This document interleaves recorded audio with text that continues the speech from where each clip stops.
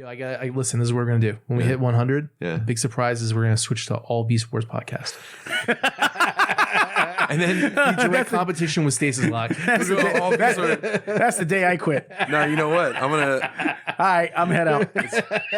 Okay, so we have 1,121 people like Beastout and Shout on Facebook and 1,057 followers. Stasis Lock. Stasis Lock, 921 people. So what we'll do is we'll switch over to be a Beast Wars podcast, and then we'll label ourselves the #1 Beast Wars podcast. Yeah, and then you watch our subscriber count fall. I am excited. I, for one, am excited to be the #1 Beast Wars podcast.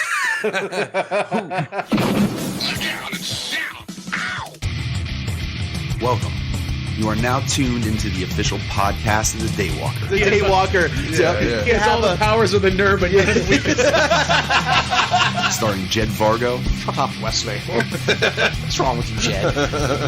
These people don't care who you are. It's a fucking clown. I understand. You nailed it. Well, because Transformers are fucking cool. Levy Curry. My body's a temple. It's time I started treating it that way. I actually really like that game a lot. Reports of my veganism are highly exaggerated. Because all she sees is superhero dick. And your host, Mike Kincaid. You know, I can be a little bit of a hothead. That's a good cop, bad cop right there. Come on, man. What are we doing? What are we doing here? That thing looks badass, dude.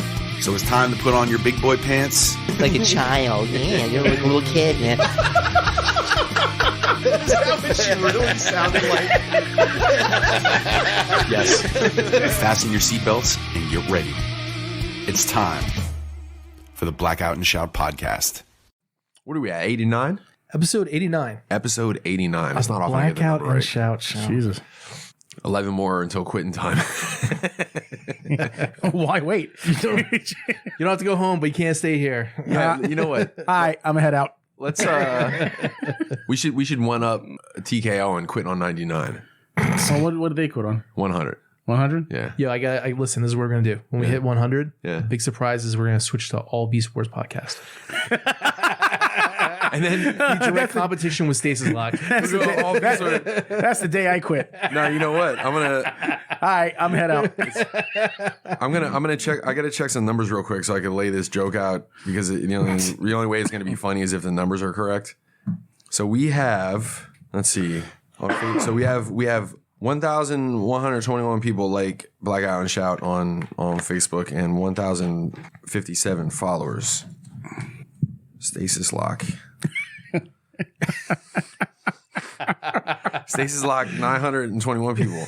So what we'll do is we'll switch over to be a Beast Wars podcast, and then we'll label ourselves the #1 Beast Wars podcast. Yeah, and then you watch our subscriber count fall.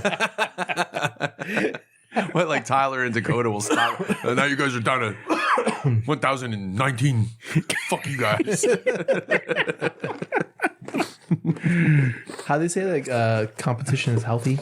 Yeah. Right? Yeah. Competition's healthy. That's I am excited. I, for one, am excited to be the #1 Beast Wars podcast. We'll say interesting. We're just going to spend our time talking shit on Beast Wars. It's a Beast Wars podcast. Primal. Trash.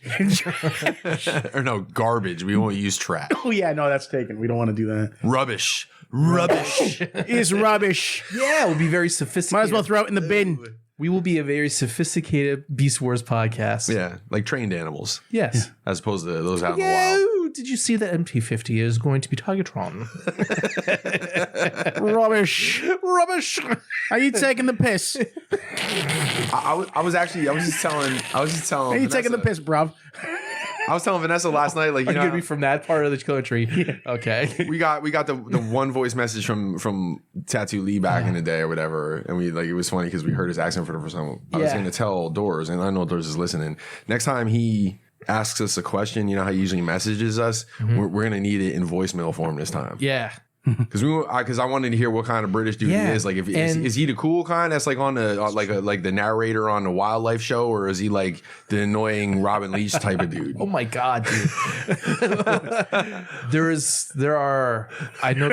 I think there's over 20 different types of British accents. And dialogues. The funny part about me just ruling them down to only 2 is that our boy Paul from he runs the Space Bridge, and we met him years and years and years ago at a BotCon, and we're like, so me and Richie was with me, and we were doing our British guy at Paul.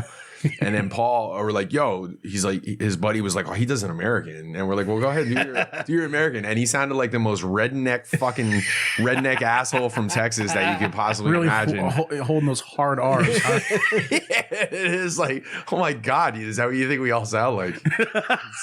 So it's just kind of funny. I forget what section of the country it is, but they like instead of saying computer, they'll say pewter. Like they'll drop T's. Here or there? No, over there in the UK. Yeah, they'll drop like their T's. Like if they will say something, but it'll drop the T off of it. So like, see, I picture him doing harder T's, like computer. Like computer. No T, like pewter. Like pewter? Yeah, pewter. And what's like another word with a T in the middle? They'll drop it. I forget what a good example would be. But yeah, it was like watching a video a week ago or so about like how they constipated. Masturbate. That's a little more Australian. Yeah, we got to. Well, next time, Dr. Alan. Yeah, we got to get him to. We got to give you a voice question. So. We should get all those guys to do like a promo. Yeah, and then we'll have them do the QA, and we'll play it like on the show. So you guys listening? So make sure you do that next time. 2 weeks you got. By the way, we went the one night after the BotCon. We went with Paul. We went to, there was like some strip club there, and he's like, watch this. And some girls came up, and he laid his own accent on so fucking hard, like you could barely fucking understand what he was saying. So, but he was like doing way like the British guy's British, and they were eating it up, you know. So then me and Chisler were sitting there like, oh, behave. You know, nobody gave a rat's ass because we were fake as fuck. But all my Paul knew what he was doing. All my UK dialogue dialect I learned from Kingsman: The Secret Service. Just tea, thank you. What are you looking for up there, Charles? So anyway, shout out to Doles. I will bring you hope, old friend. Just stay out of my way. See, now the move would be like if he messaged us and talked like an American on purpose. Yeah. Yeah. That would be funny. Hey, Blackout and Shout. How you guys doing? This is Doors. I would shit bricks. Fuck you guys. I would shit bricks if we did that. That would be great. Tattoo Lee, he's from Scotland, right? He is from Scotland. Okay. Yeah. Is Scotland or Ireland? Scotland. Scotland. Yeah. Okay. Yeah.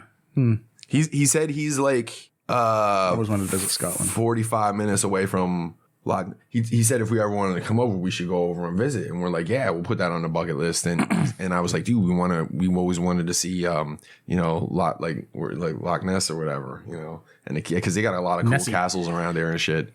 Yeah. Well, not that we're. Hey, can you take us to see the monster? We just want to go see the spot. I want to see Nessie. You know, in our luck, it would show up. This just in: the Loch Ness monster is real. But anyways, yeah. So yeah, Tattoo Lee's like 45 minutes away from Loch Ness. He said, "Cool." Yeah, but he said he's never seen it. He said he's never gone, which blows my mind. I thought you meant he's never seen the monster. But he's never seen the monster. You know what? I do got to go hit a dev. That reminds me. A break time. So anyways, ladies and gentlemen, sitting across from me, Levy C. Curry. Super customized. Yeah, Levy Curry, everybody. Levy Curry. Man who has never seen Loch Ness Monster. It reminds me of that remember that episode of Cheers where Alex Trebek was on and Cliff Clavin was on Jeopardy. Yeah. And the final Jeopardy, and I can't remember what like the three people were, but the answer was so-and-so, so-and-so, and so-and-so. Cliff Clavin's answer was, who are people that have never been in my kitchen? Which was right, but he lost. So Al Trebek had to like visit the bar. You never saw that? It was a pretty good episode, man. Cheers. I never really watched Cheers. No, No. it was a good show back in the day. Now people really know we're old because we saw Cheers when it was on. Well, you saw Cheers. Yeah, I did. You're guilty by you're old by association because you're my age. Because I know of Cheers. I lived concurrently while Cheers was airing. Wow, thanks, Vanessa. Fuck you, Vanessa. Get out of here. Did you watch Hill Street Blues too, Mike? No, I didn't. How about Saint Elsewhere? You watched that too? No. No. Okay, good. So you're not that old then. Simon and Simon, I watched. Simon. Yeah. Jake and the Fat Man. That was just because my Never parents watched watched those. I never watched it. I was forced to sit through the episodes of those, like because my parents were watching them. The Fall Guy. Hardcastle and McCormick. See, now I like watching the Fall Guy because Heather Locklear. Fall Guy was The cool. Fall Guy was on it. That wasn't Heather Locklear. Was it? No. Who was it? I can't remember her name. Heather something. Yeah, she was on. No. Heather Locklear was on. T.J. Hooker. Well, which Heather was on Fall Guy? To the internet, Robin. To the internet, Robin. Yeah, no, it definitely wasn't Heather Locklear though. What hauls and shoutouts you got there, Levy? Well, shout out to Heather Locklear. No, I'm just kidding. Yeah, she was a boyhood crush of mine. Heather Thomas. That's it. I knew it was a Heather. Yeah. Lee Majors. Lee Majors. She has some big titties, man. Yeah, she does. They can't be real. I don't care. Well, I mean, My dad watched that show every week. You know who? You know. Yeah. what show is it? I don't know. You know who I thought was hot? Freaking the chick that played Miss Tessmacher in the Superman movies. Miss who? Miss Tessmacher. Valerie Perrin. Oh, the redhead, like Lex's. Miss No, Tesla. I'm looking her up right now. She's blonde. She was blonde. Oh, I thought she had red She hair. already gets points off then. Yeah, Miss Tesla. Yeah, that was Lex's Yeah. like Yeah. squeeze. Yeah. She's the one that saved Superman in the first movie Yeah, and I remember that. made him save her grandmother first. I did. I've seen that movie. Yeah. Yeah. I like Miss Tessmacher. How about your hauls and shoutouts? Oh, yeah. I got Before you drift off too far. Amazing Yamaguchi Rebel Tech War Machine. That figure's awesome. So many accessories, like lots of. He comes with like 4 miniguns that you can just attach to him in like different places and stuff. According to this, I'm sorry to cut you off. But according to this, Miss Tessmacher is like a super hot like WWE wrestler I don't know. There may be somebody with that name. with glasses and shit. Just put Superman in front of Valerie Perrin is her name. Oh, TNA. Miss Tessmacher, Brooke Adams. Yeah, I don't know. But yeah, it's really, really cool figures. He comes with like all sorts of like missiles and he also comes with like these arm pieces that attach to like his back and stuff like that you can attach the weapons to, so that like they're like actuator arms that where the things move around and stuff. So you'd say he's a machine made for war. yeah, sure. You know, whatever works. I get the Player's Sky version. It has like all that stuff too. Yeah, because you pretty get you have the wrist or the forearm machine gun rocket things or whatever, right? Well, I have. Well, you can attach like small guns on the thing here. You can attach missiles up here. Yeah. if you want. He's got like the one attachment that came on it is just like a piece here. Then it has like these covers for his fists, I guess, for him to deliver like So you get the really powerful. you got the two like shoulder launchers like Predator, and then you got the two on the side, right, on the hips and stuff. Yeah, you can do that. Yeah, you can do all sorts of things. Cool. Did it come like with all those like missile effects and like? No, he doesn't actually come with any. He only comes with like the repulsor blast effects. Oh, okay. He didn't come with any gun effects, which I thought was weird. But he comes with like these rocket pods. You can put them on his calves, on the sides of his calves. Nice. You can put them on his shoulders for like shoulder mounted rockets. And does he come like with a flight stand and stuff too? Yeah. Oh, Yeah, cool. yeah. Awesome. So yeah, that was all I. Was that all I got? Yeah, that was all. Oh yeah, I picked up a Overwatch McCree figure on clearance at GameStop because it was like $13 or something. So it's like, yeah, I'll get it. And that's it for my hauls. I don't know if I really have anything to shout out. So shout out to brother Kyle. He's looking slimmer. Yeah. Good for him. It's reaching. He's You can gonna really see it in his face. It's gonna look like how do you say it? The sex god Thor. He's going for the Chris Hemsworth look. And yeah, so he's doing real good. So shout out to brother Kyle. Shout out, brother Kyle. Friend of the Blackout and Shout podcast. All right. So, and shout out to Vanessa, just because. So yeah, that's it. I think I don't think anything else. Want me to go next? Sure. All right. Ladies and gentlemen, on my left side, Jed Vargo. When's your birthday? Your birthday's coming up soon, isn't it? March 8th. March 8th. Yep. Word. Sunday. Not this Sunday, but next Sunday. Week from 6 days from when people listen to this on Monday. So, yeah. Yeah, I'm not a big birthday type of guy. I'm like, My wife was like, oh, yeah, I was talking to somebody about getting a cake made or whatever. I'm going to get you a cake. It's going to be awesome. And I said, what's it going to be? I don't know. It's going to be like a transformer. I said, oh, no. It's going to be a Bayformer, I bet. And I was talking to my friend. She said it would only be $80. I'm like, I don't want a cake. $80 fucking dollars. Just get an ice cream I'll get a cake. fucking figure. Get An action figure for $80. Get a transformer. Fucking cake. I said, don't worry about it. I said, I don't want a cake. I don't want to be fat anyway, like some people. Wow. No, you didn't. No, you didn't. Yeah, I did. Wow. You're a prick. I was telling Mike earlier, she was on that elliptical. Fucking the ongoing saga of the elliptical for everyone who's listening for a total of 30 seconds. It's too wobbly. It wobbles too much. It's not like the workout place. I told Jed to say when the elliptical, she said the elliptical wobbles too much. I told him to say, yeah, so does your ass. Look at Levy. Levy is giving us this is not safe radio look. We may have to go back over to his house someday. I'm going to be listening for my shout out. There's your shout out, honey. Wow. So, shout out to all the new listeners that we got. Appreciate it. We apologize if any of you new listeners are chicks with big asses. 13% of our followers are female. Really? Yep. That seems high. That's more than I expected. Yeah. You sure you didn't misplace a decimal point? The analytics for guys that follow us are between ages 35 and 45. And analytics for the females is 25 to 35. And it's 13%. And of course, the rest is, dudes. That's 13% is an impressive number of females, to be honest with you. Yeah. Oh, yeah. I'm surprised it's more than 0.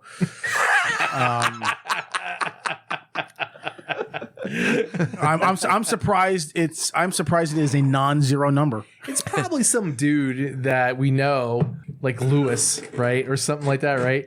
He's like, yo, honey, I want to listen to Blackout and Shout. Can you turn that on your account for me? And it takes her analytics and fucking just pops it in our numbers. 13% sounds about 13% too high. But anyways, go on. Anyway, so fuck you, John Bailey. That out early. Question: do you think the people who listen to this show, do you think they recommend us to their friends, or do you think they're like, yeah, don't listen to these guys? I don't know. I mean, when I've talked to people before who've listened to the show, that people that I don't know, or or in any Facebook groups that we're in, they're usually pretty, it's like they stumbled upon us and they listen and they tell their friends about us because they think we're funny. So. It's not like they tune in to fucking find out what the latest fucking news is for Transformers, because Mike doesn't cover anything that's new on Transformers besides Masterpiece and third party stuff. I have some official Hasbro stuff in there. How about that? Look at that. So I think it's more like entertaining type of thing. So actually, that's all I have in this week. So most people, I don't know. I think they do. Anyway, so fuck you, John Bailey. Today is Eat Shit Matt Baldwin Day, by the way. So eat shit, Matt. What the fuck is that about? Look in the chat. I'll tell you about it later. Anyway, so yeah, eat shit, Matt. So fucking suck a dick. Wow. What? Yeah, that's the holiday today. I don't get that. I actually. Instead of giving cake on birthdays, we just tell Matt to eat shit. I can't really follow too much in the chat while I'm at work because, first, if I'm at work. Secondly, my work kind of blocked Facebook. Yeah. I have to say kind of because some things work and some things don't. Well, they want you to be more productive instead of fucking surfing around, Yo, no, I get that, but if I'm on the Wi-Fi and when it first happened, I couldn't even use Facebook at all. But now, this week, I can actually see comments on posts, on my newsfeed and stuff. I can go and look at the comments. Do you want me to tell you what's happening? Oh, hold on a second. So you can be a little scared. Hold on a second. Hold on. And I can I was actually able to post stuff and people were able to see it Because usually if I were to post something, people wouldn't see it until I get off the Wi-Fi and it actually posts. So, Are you done? yeah. Okay, cool. So one question I had was, why are you using the Wi-Fi? Why don't you just use your phone for fucking Facebook and shit? Because I don't have any signal in the building. Ooh, okay. It's a warehouse.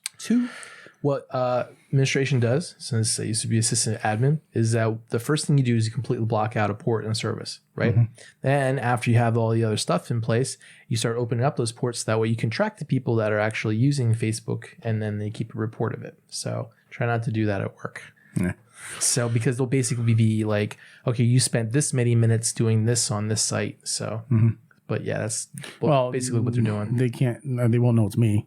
Sure, they will. They know exactly what IP address it's coming from. Well, on my phone. Sure. How are they going to be able to tell it's my phone? Well, they can't, but I mean, they definitely say it's something local, Well, yeah. I mean, they can say it's somebody's phone, but they won't know it's my phone. That's there's true. no, too. There's no I mean, way if they'll you're be able not to using track your it. workstation at work or anything, that's good. Yeah. Well, I mean, not really. I mean, I use it on my breaks and stuff. That might be okay if you're allotted certain time periods and they don't track that. But yeah, if it's during work. Or I'll just turn on YouTube and listen to music while I'm working. Yeah, that's why I have my machine I use for work and stuff like that. But then I have a whole separate laptop specifically for work, and I don't do anything. Gosh, I hope nobody from work listens to this show. Is your boss a female? No. So okay, then she doesn't. Yeah. Anyway, so shout out to Alan Grant. We got a deal going. He wanted me to order him some snake eyes. So be my first. Want to get those and be a first time shipping them to Australia. So see how that goes. But I got a story for you guys. All right, this is gonna. Do you have any hauls or is this? The only thing I really got. Did I talk about Teenage Mutant Ninja Turtle stuff? Did I talk about Shredder, Splinter? Yeah. Yeah, I just got those. So that's all I really got. I didn't really get anything else. Oh well, here you got this. Oh, I got something. Yeah, happy birthday. Oh, Levy got me a birthday present. Mike, did you chip in for this? No.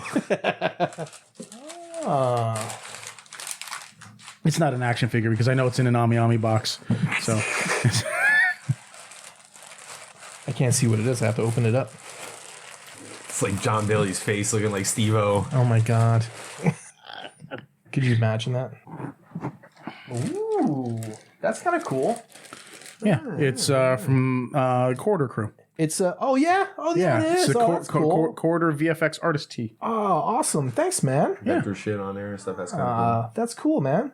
Yeah, you're welcome. Because you're a VFX artist. It's a shirt that says artist on it. That's awesome, dude. Yep, but it's like stylized. Yeah, no, that's really cool. Thanks, man. Yeah, you're welcome. Happy birthday. Levy's my new best friend. I wouldn't go that far. Thanks, Levy. Yeah, sure. That's cool, man. You got to wear it when we go to the Yestercades. Yeah, that's cool. Thanks. You're welcome. Whew. Man, I'm just getting presents left and right. Anyway, so I feel like I should have gotten you a cake that transforms. Ugh. God, yeah, the cake will transform me. So I got a story for you, and like I said, Mike, you're gonna love this one, right? And I'm telling you, this is honest God truth. I did not make this up.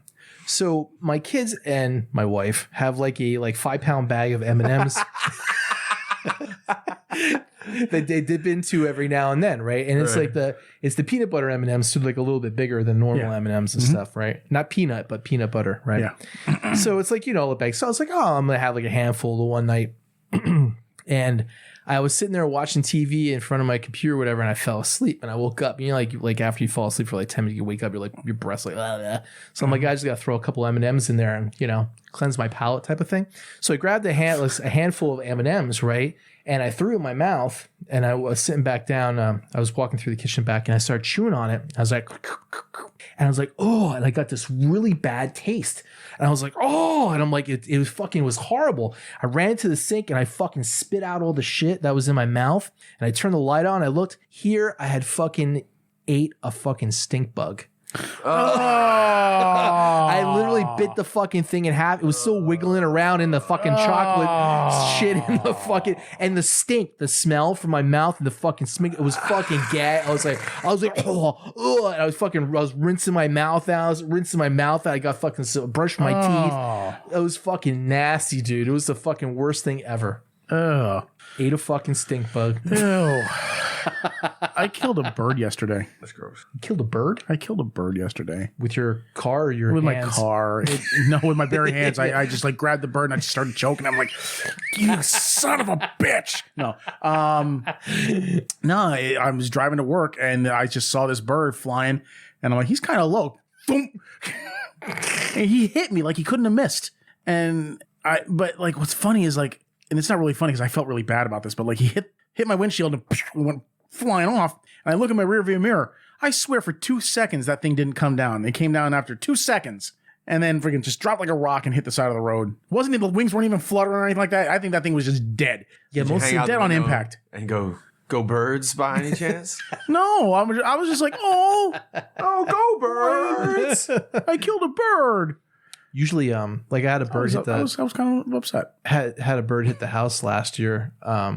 And what happens is they don't see shit, and when they hit with their head and they snap their neck right away. And thankfully they don't suffer. No, they're like, it's gone. Yeah, that's what I think happened to this thing. I hope it did. I hope it didn't suffer. I don't like animals suffering. And then like a semi truck came and plowed it over. Oh God! I was talking to a coworker yesterday, and then it exploded. And I was talking to a coworker yesterday, and we were talking about animals and stuff, and then like I mentioned about how I hit the bird and everything, and then I said it's like, gosh, I hope like some other animal didn't come around and try to like eat it or something like that and get killed in the attempt. I would feel awful. Did you ever see that video? I'm sure you have, about the dude that sees the dead rabbit in the middle of the road and the other rabbits won't fucking leave it alone. Yeah. And then he pulls he's like, oh, I'm sorry, dude. And he pulls the dead rabbit in the other room. And the rabbit just jumps up and starts fucking it. Yeah. That's pretty funny. It's like, oh, bro, you're savage, man. Mm-hmm. Yeah. He just starts fucking the dead rabbit. Fucked up. How about you, Mike? Did you get any hauls? Do you have any shout outs? I got no action figure stuff this week. I have a couple shout outs. I should actually start writing these down because these are a couple of late shout outs. Well, one of them is not a late one, but the first one is. But I have to shout out Phil Stanek. So I met him at the last TFCon in DC for a little bit. So we played the Angel Down show, and he comes walking in the door. It was just like when Gort showed up the year before that. Like it's like, all right, what? Like when you see him outside a convention, it's like you almost don't recognize him because it's like, what are you doing here? So he come walking in, and he came up to see us, and I thought he was a little more local because he likes jumping in on all the Go Birds talk. So I assumed maybe he was from around here somewhere or from around Philly at least or whatever. And then I said, where did you come from? And he's like, Maryland. Wow. So he basically drove from Maryland to catch like a set, and then he had to make his way back. Jeez. And he listened to the second set on the way home. So nice. Shout out to Phil shout out to everybody that showed up, but it's like, it's crazy when somebody comes that long a distance. I thought that was worth mentioning. Nice guy. He's a good dude. Shout out to Dustin Hayward in THC. He straightened my ass out on that God Bomber. I told you guys last time that I got the Fans Hobby God Bomber, and he had zero ankle tilt. Zero angle tilt. Yeah. And so but then I was looking at old prototypes, and he obviously had an angle tilt. And I went to Skullface's review, Ben's Collectibles, MGO, a couple. I know that one pained you. What's that? I said I know that one pained you. Man, no. The only one I have to listen to the whole thing. Ben or MGO? No, MGO. Oh. Listen, I'm sure he's a nice guy, but I can't handle his reviews. He's a little extra. He's a little extra. But anyway, all of them, everybody was like, oh, he's got no ankle tilt, and just kind of moved on. So I just thought, and I hit Brandon up too, because I knew he had him. He didn't know where, and I saw the old prototype picture with it. So I posted it in THC.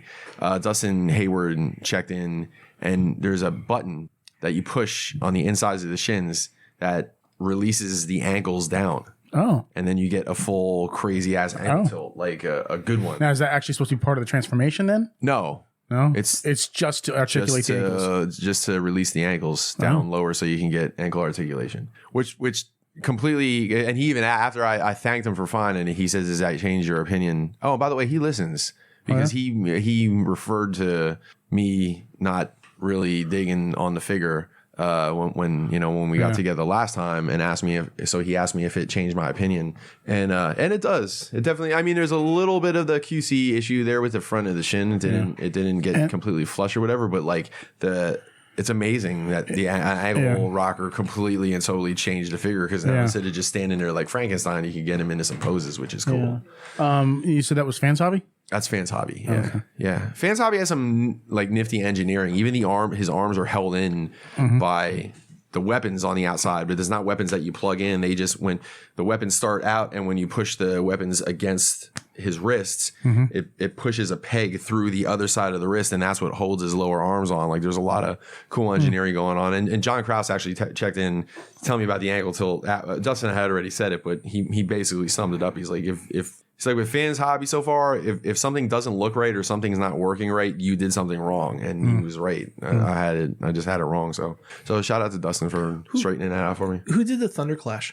That was Fans Hobby, right? Okay, that's a retool of God Bomber or not God Bomber. The Power Baser. Power Baser. Yeah, they just basically they did a little bit of a very minor retool. They just added the big guns, and they had to put handles in his shoulders, because when you put him in base mode, so the core robot can grab him, like a Gatling gun or whatever. So those two guys, those were the only shout outs I had, man. I mean, outside of everybody listening, obviously, but I wanted to shout out those guys in particular. And shout out to Stasis Lock, soon to be number 2 Beast Wars podcast.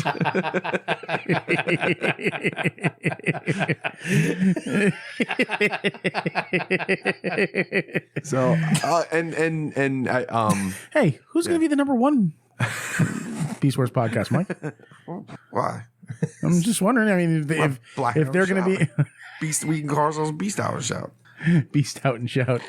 Well, I know that. I know Dalton, and I know that Dakota, they both like G1 stuff. So maybe they'll become a G1 podcast, and we'll just switch. I think I was gonna say Dalton. Dakota's like he's like an encyclopedia, because he knows his shit, man. G1 or otherwise, he really does. Yeah. Tyler's gonna stay on, and he's gonna be like, "This show's trash." Yeah, this show's trash. I was I've been in their Facebook chat, right? And Tyler said he can't deal with these people anymore. He's got to start his own elitist Beast Wars podcast. All is going to be straight Beast, nothing else besides. You mean the other guys in the podcast you're talking about, or just Beast Wars fans? No, just him. In the podcast. In the podcast. Did we shout out Tyler for being a new Pops last time? Yeah. We did? Okay. Yeah. Well, shout out to him again. we were listening. I was listening to the show this past Wednesday, right? And Tyler said something like, as a father, he's like, and the brother Kyle goes in the chat. He's like, is he going to start every sentence like that now? As a father, as a father, I wouldn't buy this MP figure. every time Brother Kyle's around him and he starts a sentence with "as a father," Brother Kyle should go, "as a former fat guy."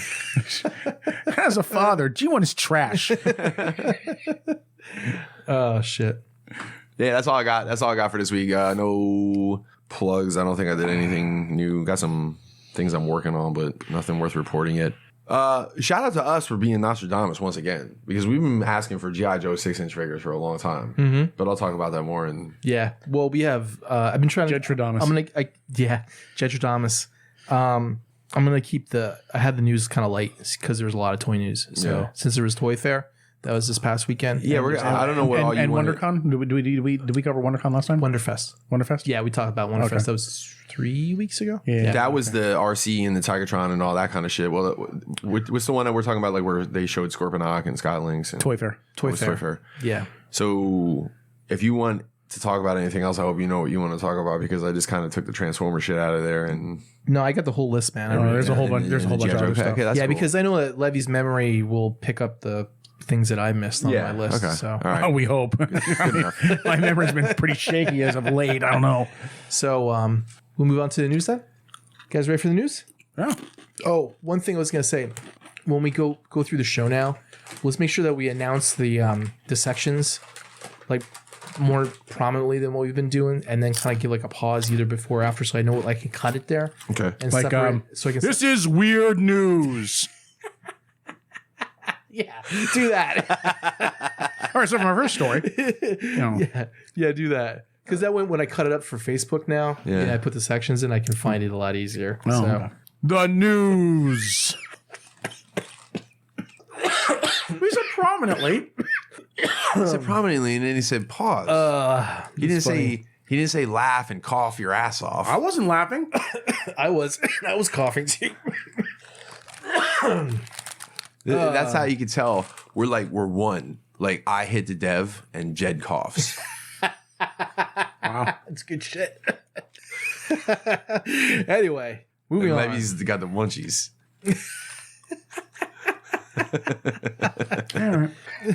All right, so did you hear that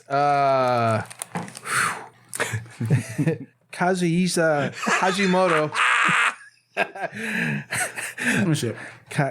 he was a Japanese video game programmer. He was the creator of the Konami Code. Yes. How do you pronounce his first name, Levy? I have to see what it was Oh, spelled. it's here. Yeah, right. Kazuhisa? Kazuhisa? Mike, you tell us. Kazuhisa. Kazu. I feel like the ooh should be more prominent. It's not. No, I think it's the Z, isn't it? Kazuhisa? Kazuhisa? Yeah, Kazuhisa. I'll tell you what. I know think- the last name, I'll tell you Hashimoto. one thing. I think that every time the podcast rolls around and you got to put the news together, I feel like you always put one Japanese guy in there on purpose. I got two of them in Oh, yeah. this week. So anyway, he was 61 years old. He was a Japanese video game programmer. He was 61? 61, and he was the creator of the Konami Code. You remember the Konami Code, right? Up, down, left, right, BA, select, start. No select. No Just select. start. Just start. BA start. Just start. Yep. BA, start. Yeah, do BA you start, no remember select. what that would do for all our younger listeners? That would give you, 30 free lives on Contra? Yep. Yep. But it also give you all the weapons in Gradius. Oh, I forgot about that game. Well, yeah, it was a universal code across lots of different Konami games. That's why it was called the Konami Code. Yeah. So, Did you hear that Hisashi Katsuta? What? Everyone's going to think we're just like, guys, man. Hisashi. It's Hisashi Katsuta. He was 92 years old. He was a Katsuta. What? Katsuta. Was 92 years old. He was a Japanese voice actor. Thank you, Alex Trebek. He did the voice for Astro Boy, Astroganger, and Groizer X and stuff like that. So, I feel I like didn't hear about that one. yeah, I just imagine like played the doctor. a podcast going on in Japan right now, and there's 3 Japanese guys, and they're like Levi Curry, Puri. Michael Hinjicade. and then they all chuckle. All right, so American names are so stupid. all right, this one's a new one too. This one's Danish, right? Jed Vago. That's awful, dude. I had ordered my computer back in the 90s, and I had the salesperson call me back up again, and it was a woman, and she was Asian, and she went, "Oh, Mr. Vogel, nice to talk to you again." And I was like, "That's sexy." You like that? Yeah. Yeah, man. Anyway, so Danish designer Jens. Okay, Jens Nygaard Knudsen. Let me see it. Yeah, here we go. All right. Wait, where is this coming from? Danish. This is Jens Nygaard Knudsen. Nygaard Knudsen. I don't know. Knudsen. Knudsen. I'm pretty sure the case is silent. All right, Mike. Here we go. Yeah, right. You try it. I know that Jens is pronounced Jens. Jens. Oh yeah, that's Jens. Oh yeah. Yeah. Jens Nygaard. It might even just be Yen. The S might be silent. No, I would imagine the K is probably silent too. Knudsen. Knudsen. Anyway, he was 78 years old. He was a Danish designer. He was the inventor of the Lego minifigure. The little Lego dude. shit. Yeah. He died from. Stepping on a Lego. Yeah, right. That's some Final Destination shit, man. This was my destiny. It's like anamorphic lateral sclerosis, whatever that is. Okay, so it wasn't a Lego. No, it wasn't Lego. That was caused by stepping on Legos. I don't know. Let's see. Wait, what was that? What was that thing called? Amyotrophic lateral cirrhosis. Oh, Lego induced. Amyotrophic lateral cirrhosis.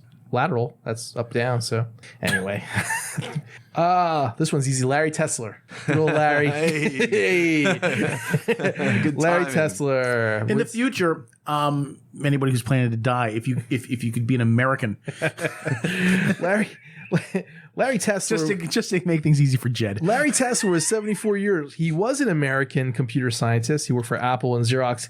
He was the designer of copy and paste. Control C, Control V. Yeah, He saved and cut. He saved Cut, all of copy, us a and paste. lot of time. Yeah, What's the keyboard command for cut? Control X. Control X. Yeah, right next to it. XCV. Yeah. So you I don't never use- use. I never use. I was gonna cut, say you don't use a lot of cutting, do you? No. So what if you want to move something from one directory to the other? I just copy it, delete it, and then Yeah, it's one extra step, Levy. Now you know, and knowing's half the battle. either that or I just right click on it and select cut.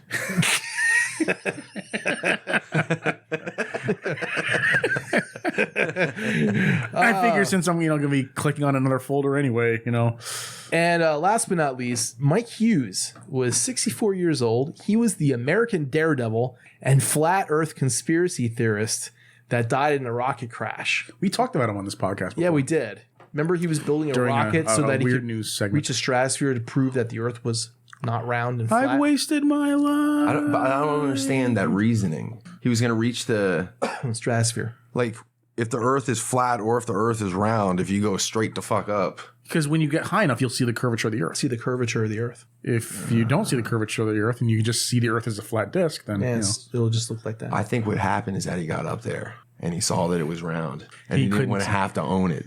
yeah. So he's like, "Fuck this shit." He was actually working on, I think, a documentary or whatever, and then he launched the rocket, and he only went up like I think a couple miles, and he crashed. So you knew that was going to happen. We even said so. Like, I'm surprised it didn't happen the first time around. yeah, he did crash. I think He did, didn't but he die, survived. though. But the thing Yeah. is, like, building a rocket in your backyard is not something that's going to really include survivability, because building a rocket requires a knowledge of rocket science.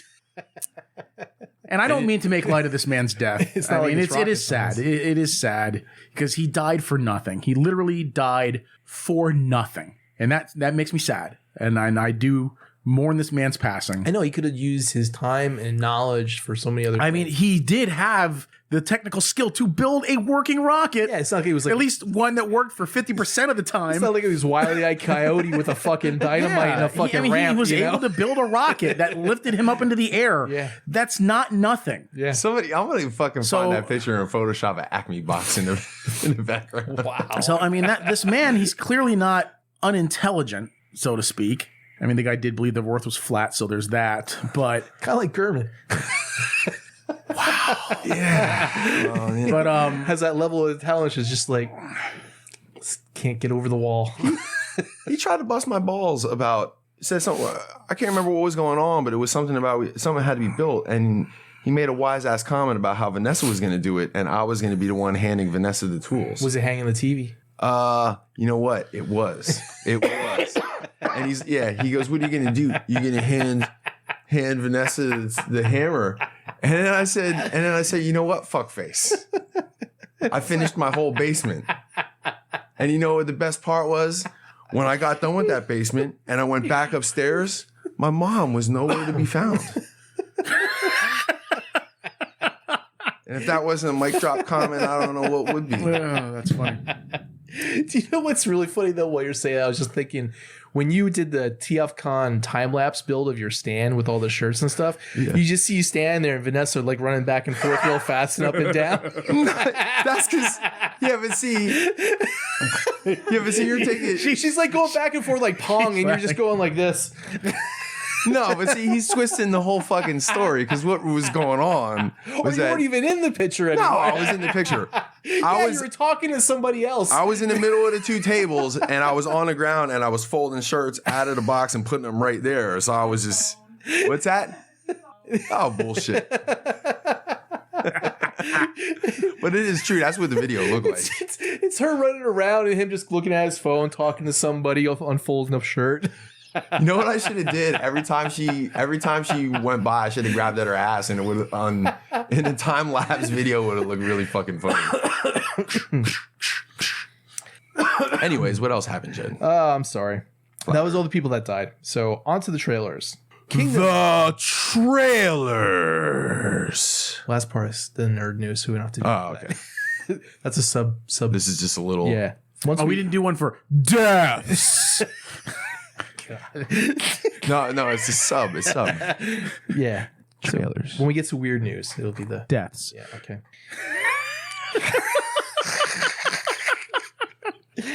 Kingdom Season 2. The actual trailer for it this time. Yeah. Did you watch it? Yeah, I did. Watch it. Yeah. Looks good. I'm gonna have to watch the first season. I'm gonna have to go back and watch the first one over again too. Like I remember it, but I don't remember. Like I got to go back and definitely. It wasn't that long. Was it? It was only like 6 episodes. Six episodes. Yeah.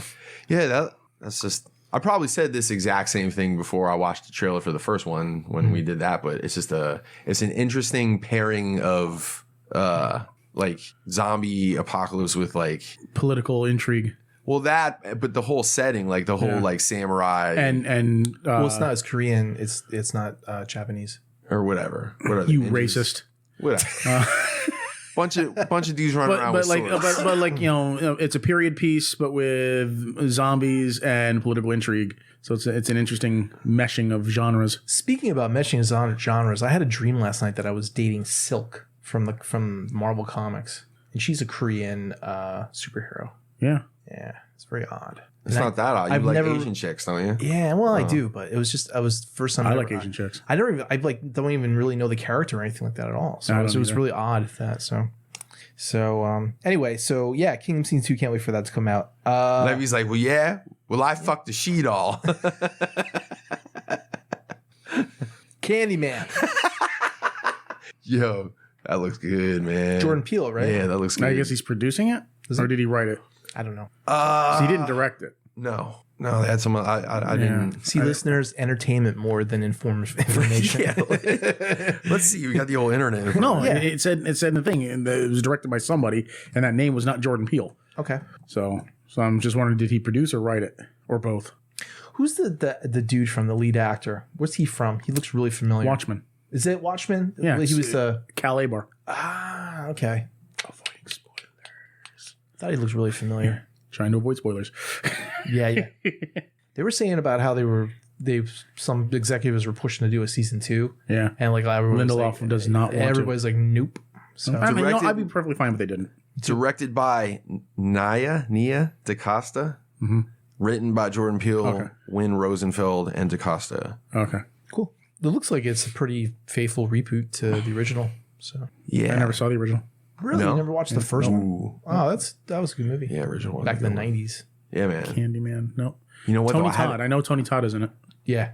I haven't seen it in a long time. Like I wonder if I went back and watched it again, like if it would be Worf's brother if it would Kern. stand up.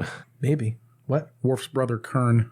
Yes. Wasn't he in one of the Final Destinations too? Wasn't he? Yes. Yes. He was the creepy dude. Yeah. That was it the janitor or something? Oh, he's the limo driver. Wasn't he the driver? He was in the first movie, right? It was the first movie. Yeah, limo driver, he's the one that explained to him about Death's plan.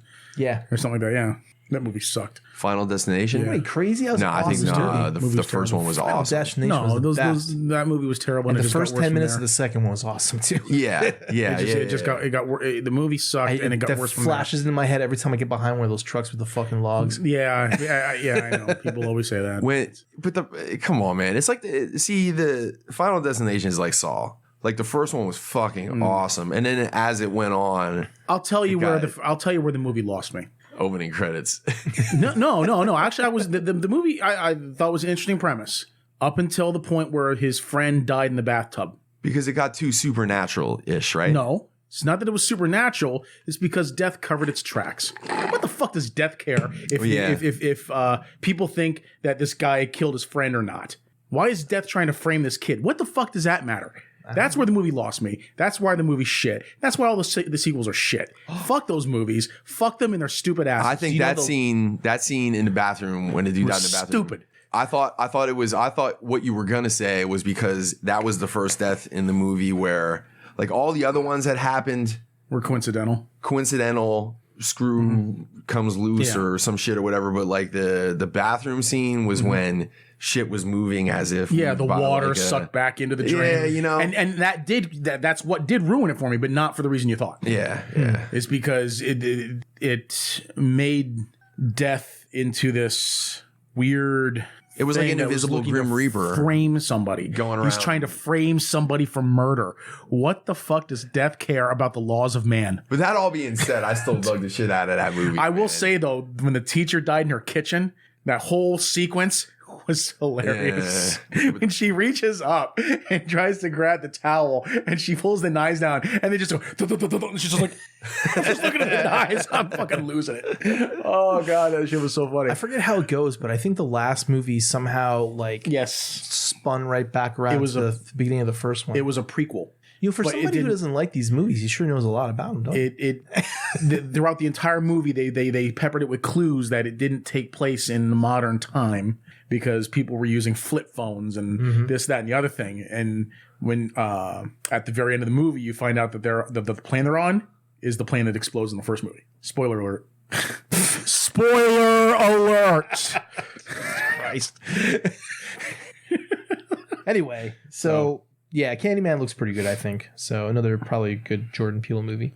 You get to the point where like when I was into it and I saw he did it and I'm like, that's probably because I was into the last couple of movies that he did. It's amazing that a comedian makes like horror movies with like real horror cred. You know what? I'm gonna be honest.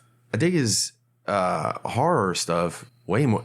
Like Key and Peele is funny, but it has its moments funny to me. Like it's not like when I watch the Chappelle Show, dude, I'm just laughing at fucking every goddamn thing. Yeah. But them two, they're kind of, some of the shit's funny as fuck and others like but it's horror, man. Forget about it. Yeah.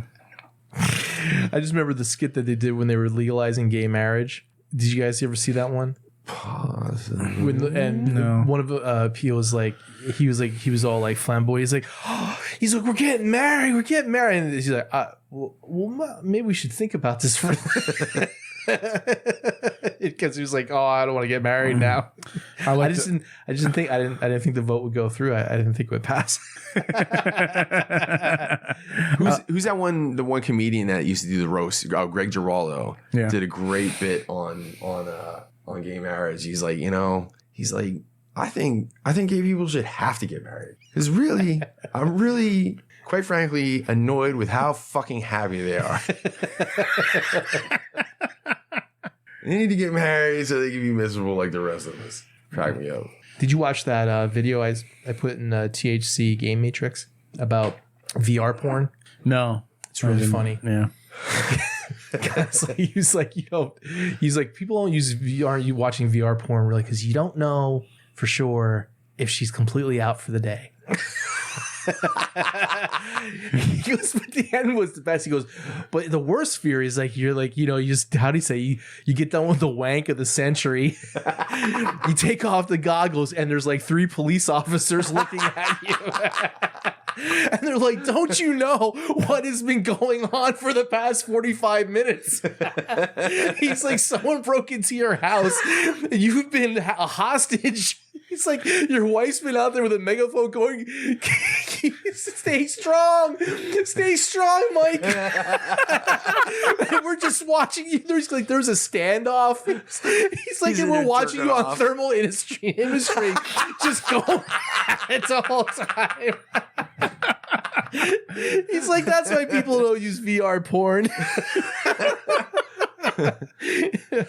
Oh, it's really funny. Chris Rock's bit on that, the good jerk, right? When he's talking about the difference between jerking off, like when somebody may come home, as opposed to like when the entire family's on vacation and you got the whole house to yourself. You got the good jerk.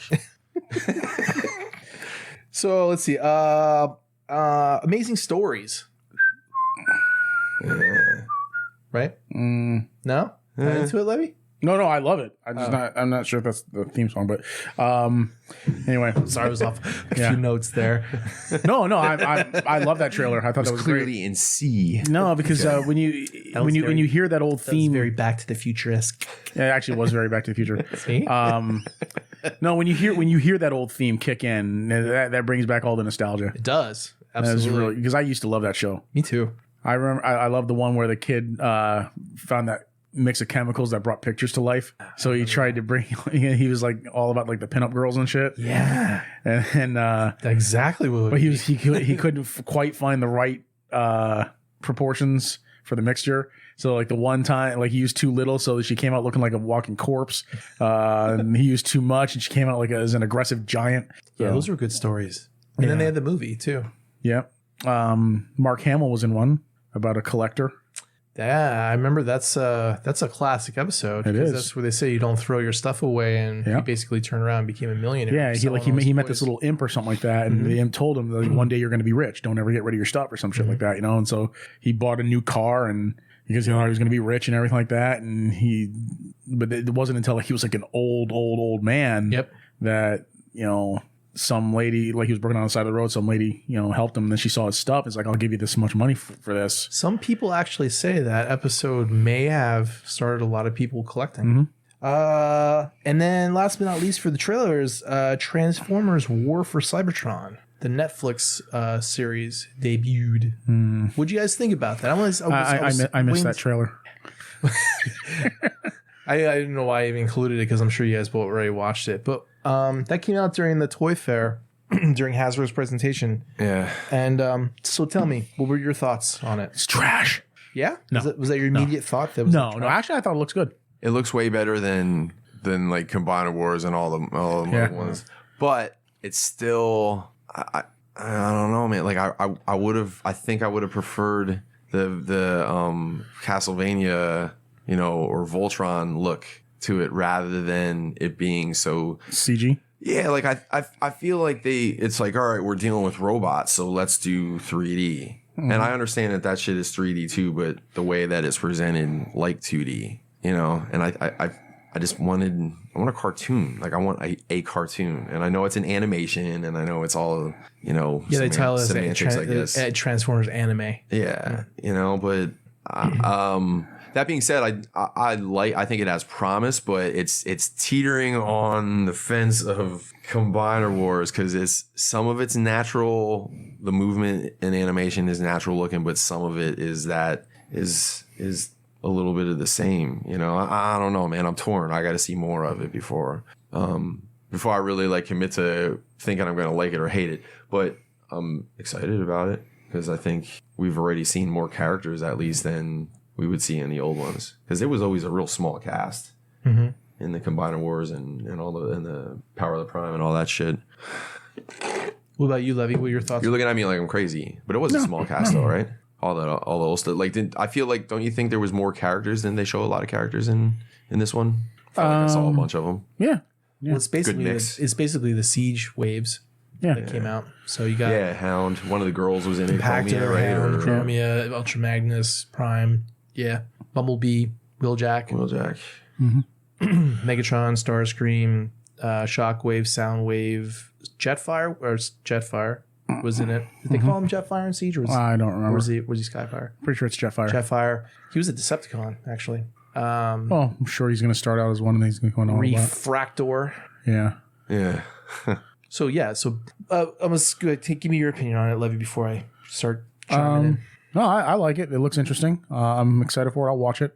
I don't like that they're super slavish to toy accuracy, because it looks like to me they're going to have the 5mm ports on them. Yeah. And it's just, shore up some of that stuff. It doesn't have to be slavish to that, to the toy 100%, to the point where you have actual toy features. Because like they even have the pegs for the blast effects to attach on the character models. Yeah. You don't need to have that stuff. I think what you're saying right now kind of ties in to what Jed just said about the cast, which is, and this goes back to the beginning of toy marketing, but that this is going to be a 20-minute, 6-episode or whatever toy commercial, right? So it is going to be 6 episodes, 20 minutes long, which is basically a 2-hour movie. There's going to be 3 seasons, one for each one. There's Siege, Earthrise, and whatever the third one's going to be. It is basically going to be a toy commercial. It is aimed at older kids, which I think the demographic said on the Hasbro slides, but I think it was 45. yeah, 10 plus, 10 and up, way up. Anyway, but one of the key things that the director said during the presentation was that they actually used the CAD models from the toys for the models in the animation, which is stupid. In my opinion, that's the dumbest thing ever, because you are restricted by real world physics then at that point. So you got things like you said, screw holes, pegs, all this other shit that they could have changed. And then you have the big fucking backpacks and other stuff like that, and like kibble hanging off and stuff, which, okay, start with the CAD model, but then change it after that. Make it into an animation. More streamline. Yeah, streamline make it into a, because if the problem is when you have a real life model, you have to use real life physics, because if you don't, you're going to get clipping. So when you bend and there's a part here, it'll just go through the other part. So you have to have it stop there. So you're really restricted with your animation based on what those models dictate. Or they could just have it clip. Which would look terrible. Yes, it would. And very unprofessional. So, yeah, I mean, I think that was a dumb idea. I think they should have started with it. That way would they give the modelers a break, but then they should have let them change it after that. But probably executives said, no, we want it just like the toy. So that way when the kids are watching it, they can say, hey, it looks just like my toy that I got, Yeah. So that's blows. The second thing is that I think my conflict was when I was watching it. It's probably what Mike's conflict is that you have a 3D CGI, animation, but they're using 2D non-photorealistic textures on the models. So it looks like it's drawn, or they're trying to look like it's drawn. And Polygon Studios, the company that actually did the work on the animation, uses their own software. It's called P-Pixel. And basically, they've been trying to integrate a 3D modeling with NPR, kind of like the stuff that I've been doing with my stuff, but they're more, more photoreal than, non-photoreal.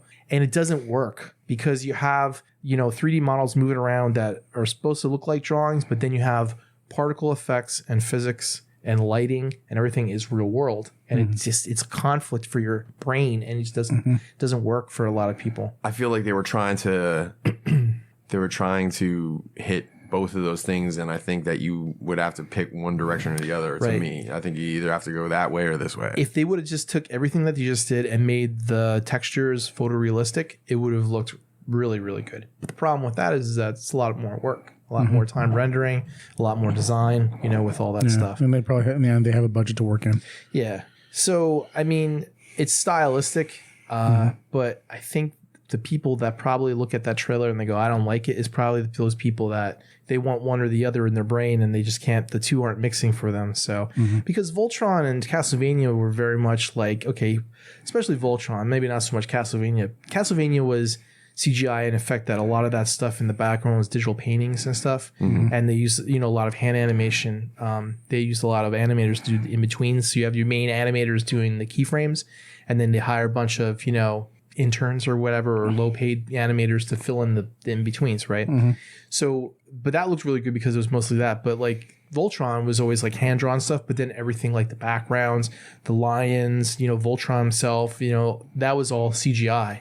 And they made that look much more 2D than, 3D because of the texturing. Yeah, that's what I think I would have preferred for Transformers. I think the Castlevania worked, but I feel like it would have lended itself more to the Voltron style of animation. The thing with the Transformers trailer too is you have a real world lighting effect bouncing off of a drawing, and it doesn't. You need a real world material to reflect and refract the same way. Right. So that's why you got Prime's windshield being green, I think it was, not really clear. So it's some people will like it, some people won't like it, but like you said, it's cool that we're getting another series. How'd you guys feel about the letting go of Frank and Peter? Fucking for the voices for Prime and Megatron. I'm fine with it. Okay? I mean, they're not going to be around forever. So I think the guys that they got did a pretty good job. Yeah, I think so. It's not John Bailey? It is not John Bailey. Thank God. Catastrophe. Someone posted in one of the Facebook there to go, at least it's not John Bailey. Heart. Yeah, I guess I can't. I mean, them guys got to be sick and tired of playing them guys anyways, right? I mean, I'm sure. Yeah. Give him a break. Give him a break. But I think they sound pretty good. Frank, man, I forgot his name. Frank Tredero. He's in THC. Yeah, he's doing Starscream's voice. Shout out to Frank. I think that was the only real people that I really recognized straight off the bat. But what'd you guys think of the big Megatron lips? Did that bother you? No. I'm going to tell you why it bothered me. Bothered a lot of people. It only bothered me because, like Levy was saying, how they did the really like toy accurate. Everybody's toy accurate. And I felt like they threw them lips on Megatron at the end. It was like it's like a Mr. Potato Head, and slap the lips on them and shit. Man, they're a little weird looking. They are a little intrusive. They're not like cool looking lips. Like like Overlord had big lips, but like they look kind of normal. They still look like lips. Like Megatron looks like he's got 2 slugs on his face, man. Like a couple of slugs humping. If they do that, I guess I don't know what they do. I don't know what slugs do.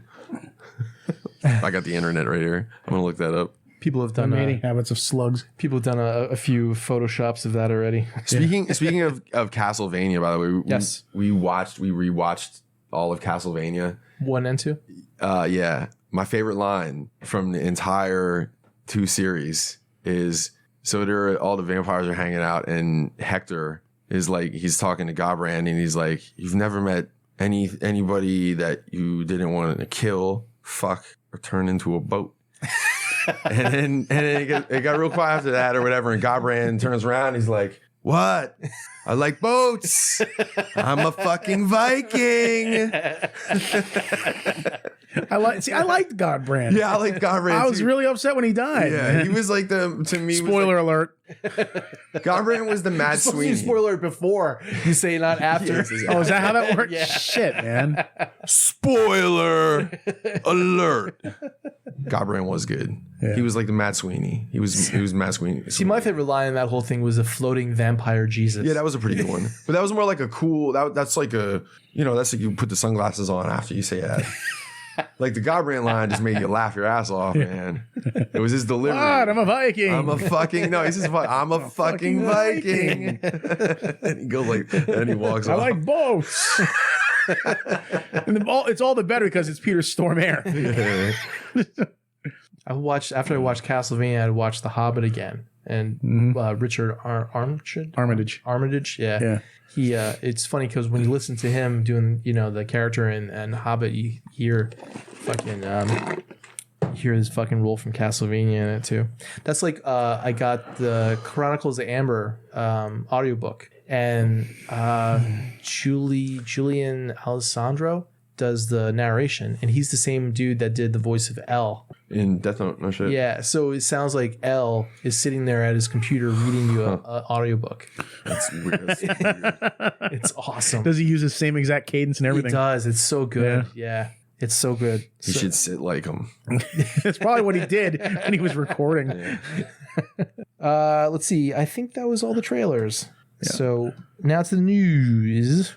Oh, I didn't post it, but a trailer for Robert the Bruce dropped. I watched that movie. Wait, I watched it a couple months ago. It came out? Mm-hmm. Oh, I thought it was coming out. No, it came out a while ago. It's actually a foreign film. It came out over in Ireland. Oh, really? A few months ago, yeah. Because it's a direct sequel to Braveheart. It's the same actor. Yeah. Mm-hmm. What's his name? I should know his name. I can't remember. He's like one of my favorite acters from fucking the 90s. See, I didn't realize it came out. This is the trailer I saw. It's like, I thought it was What's his name? What's his actor's name? I don't know. God damn it. Mel Gibson. No, it's not Mel Gibson. Mel Gibson is Robert the Bruce. Look that up real quick, Mike. Who's the actor's name from Braveheart that played Robert the Bruce? Yeah, it's Matt Damon. Matt Damon. Adam Sandler is Robert the Bruce. Wants to touch the hiney. You fought for William. No. How would that go? Angus McFadden. How the hell do you say that? Angus McFadden. It's McFadden. MacFadyen. Mm-hmm. It's not Angus McFadden. Yeah, he was in a TV show that was awesome with Skeet Ulrich called Miracles. Do you remember that? No. No, from the 90s, late Skeet. 90s. Do you think it's that guy's real name? Skeet. I think it's Johnny Depp 2 is his real name. Skeet Ulrich? Yeah. Skeet. You talking about Skeet Ulrich? Yeah. It's just it's an unfortunate name if it's actually his real name. Yeah, Robert Skeeter Bruce. Ulrich. I watched it. It was a good Skeet, movie. skeet, skeet, Skeet, skeet, skeet. It's a good movie. Yeah. It's not like fucking, hey, it's not like Braveheart, you know, but it's a good movie. It's more low budget, Yeah. Yeah, and I gathered that watching the trailer, but but it's a good movie. Yeah, I watched it a while ago, man. I didn't know you were. I don't remember you telling Brother Kyle about that. no, I don't Because know. his name is Kyle the Bruce. Yeah. It is. He's like descended from the Bruce. Like his great grandfather or whatever. Yeah, Kyle Bruce. Yeah, I know. Anywho, nobody believes me, Kyle, but I do. Wait, whose name is Kyle the Bruce? Brother Kyle. His last name is Bruce. Yeah, but who? Kyle the? You say you put a the in there?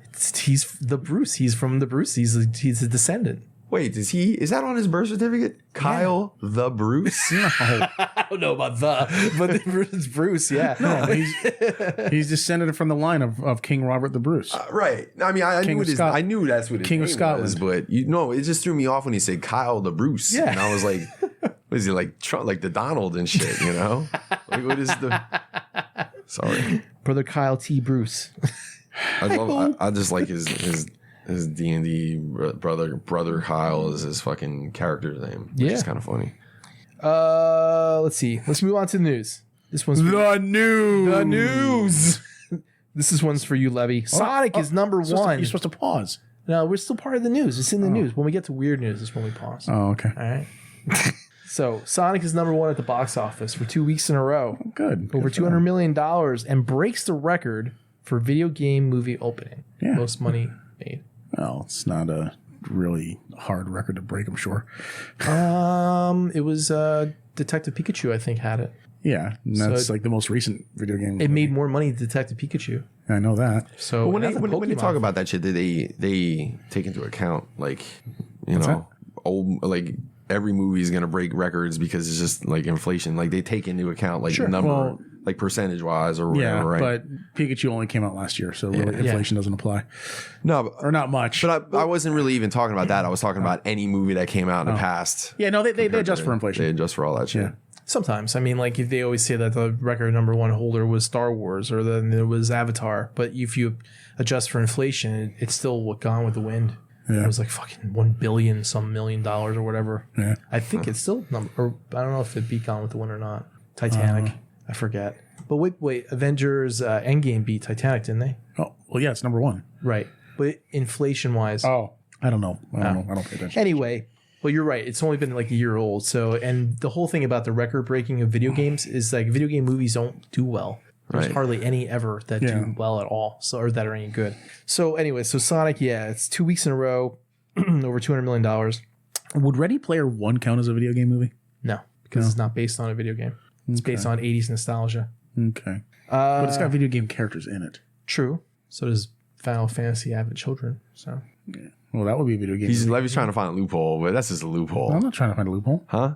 But it's not. But you know when they say a video game movie, you mean based on a video game. I know. That's a I know. loophole. Mortal Kombat. Annihilation. Mortal Kombat was awesome. Mortal Kombat Annihilation, actually- not so much. Not so someone much. posted, I think it was in the collection dimension. Name the worst movie you ever saw. Yeah, Mortal Kombat 2. That was my answer. That was the only movie I ever walked out of. Anyway, speaking of video game movies, Tom Holland's Uncharted is finally going to start filming in a couple of weeks, Levy. Really? Yep. Good deal. Yep. They got the go-ahead. So hopefully we'll be seeing that maybe next year. Star Wars Rise of Skywalker will be released on March 17th, digital format. And then at the end of March 31st, 8 Star Wars films will be released in 4K. First time ever besides for Solo and The Last Jedi, I think were also 4K. So, but yeah, you're going to have all the prequels and, you know, the main trilogy are going to be in 4K. And I think Rogue One is going to be in 4K too.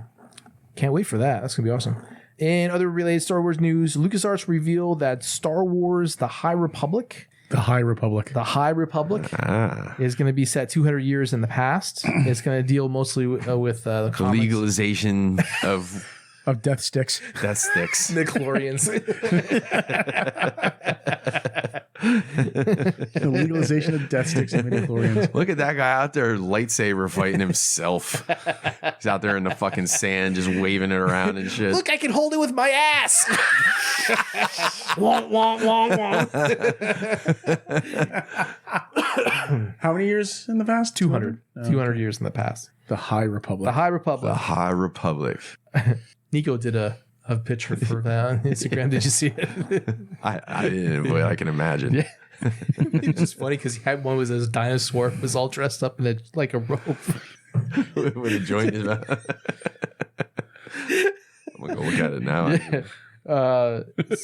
So one of the things about this is that it's only going to be dealing with the comics and novels. There's no plans for any TV or movie tie-in. So to give freedom to the people that are making, current Star Wars movies.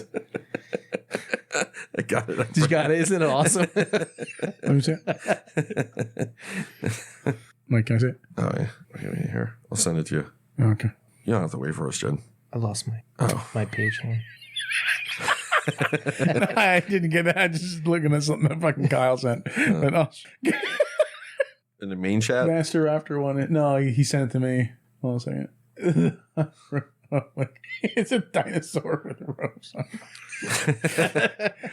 Actually, I have. I'll save it for weird news. Jesus Christ, that's crazy. Did you see the second picture though that he has attached to it? It's a picture. It says the love songs of Kenny Loggins, and it's a picture of Kenny Loggins, and at the bottom it says "Getting High with Raptors."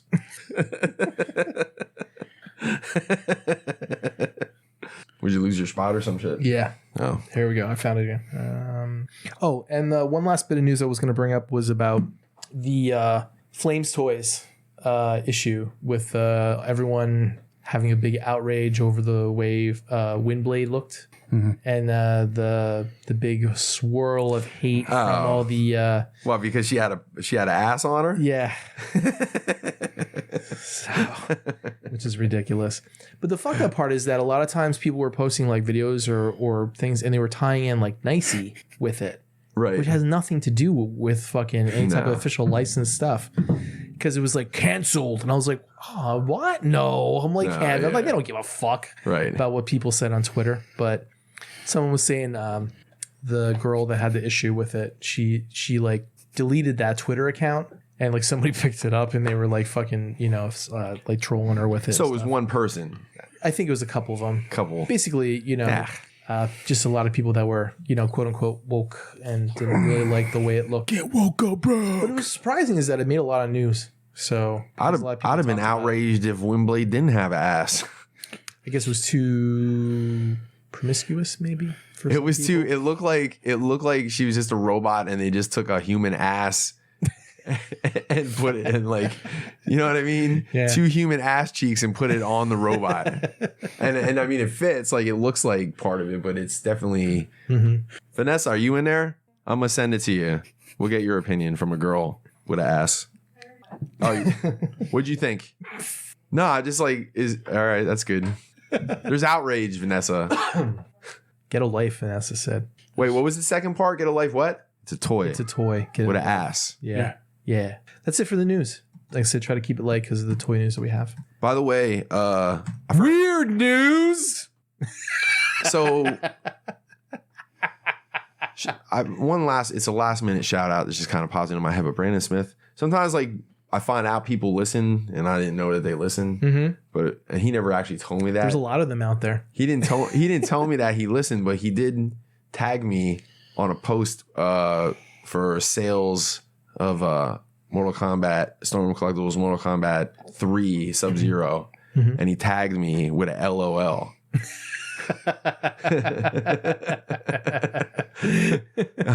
oh, you must listen. Levy, time for weird news. Do you have any weird news? So for my first story, I call this in for a penny, in for a pound. This comes from Yahoo News and the Associated Press. Inmate says in letter that he killed 2 molesters in prison. So the basic story of this is there's this man who's in prison for murder, was recently transferred to a lower security wing or a lower security campus. And he tried to tell them, don't do this. This is a very bad decision on your part. And basically he knew what he is. He knows his nature, right? So anyway, his warnings went unheeded, and when he was moved to this lower security campus. And while he was there, one of the inmates, let's see here, one of the inmates was a child molester who would taunt the other inmates by sitting down and watching children's programming. Wow. Right in front of him. So let me find the part where he's quoted. He said, I could not sleep having not done what every instinct told me I should have done right then and there. So I packed all of my things because I knew one way or another the situation would be resolved the following day. So 2 hours before the attacks the next day, he told a prison counselor that he urgently needed to be transferred back to higher level security before I really expletive deleted one of these dudes up. But the counselor scoffed and dismissed him, the letter says. He then returned to his housing pod. And he was, in the letter, he says, I was mulling it all over when along came molester number 1, and he put his TV right on PBS Kids again, he wrote.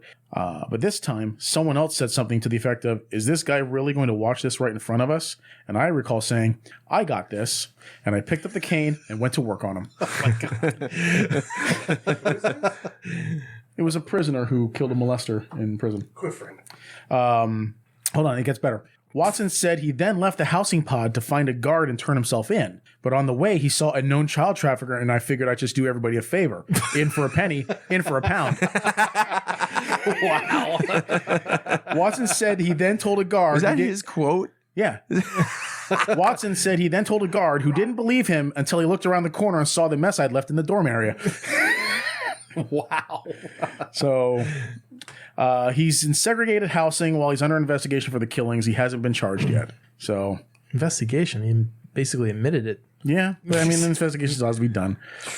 Being a lifer, I'm in a unique position where I sometimes have access to these people, and I have so little to lose. And trust me, we get it. These people are every parent's worst nightmare. Wow. So I just. It fascinates me, just the coldness where he's like, in for a penny, in for a pound. Yeah, that's great. Might as well do it. Yeah. You're already in. Like, yeah. Nah. What are they going to give you? Life in prison again? All right, Judge, what is it this time? Life again? Ladies and gentlemen, Jefferson. Hey!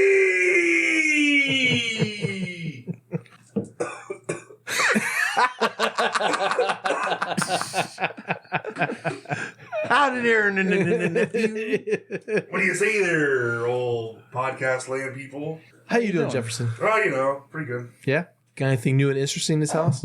Oh, I just bought a new phone. You did? Yeah, it's still fucking... Oh, man, the old lady's calling. It's still trying to transfer this fucking data. You just pulled a laptop out. Look at the size of it. Android or iPhone? iPhone. Oh. Oh, it's got the 3 lens camera thing. Oh, yeah. So you can do the cool 3D. Yeah, the 11 Max Pro. Hmm. Oh, this one says 3 minutes remaining. This one says 2 minutes remaining. This one says no minutes remaining. One's in the future. He's pulling phones out. How many phones you got? You're like, yeah, this one, they got 5 phones. 3. 3 phones. He walking around talking to himself. Just want another iPad. We go, hey,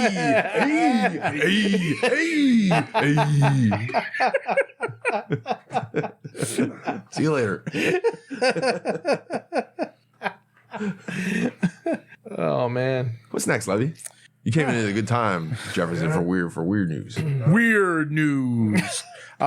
This comes from iflscience.com. A favorite of the podcast. Japanese scientists create a child robot that can feel pain.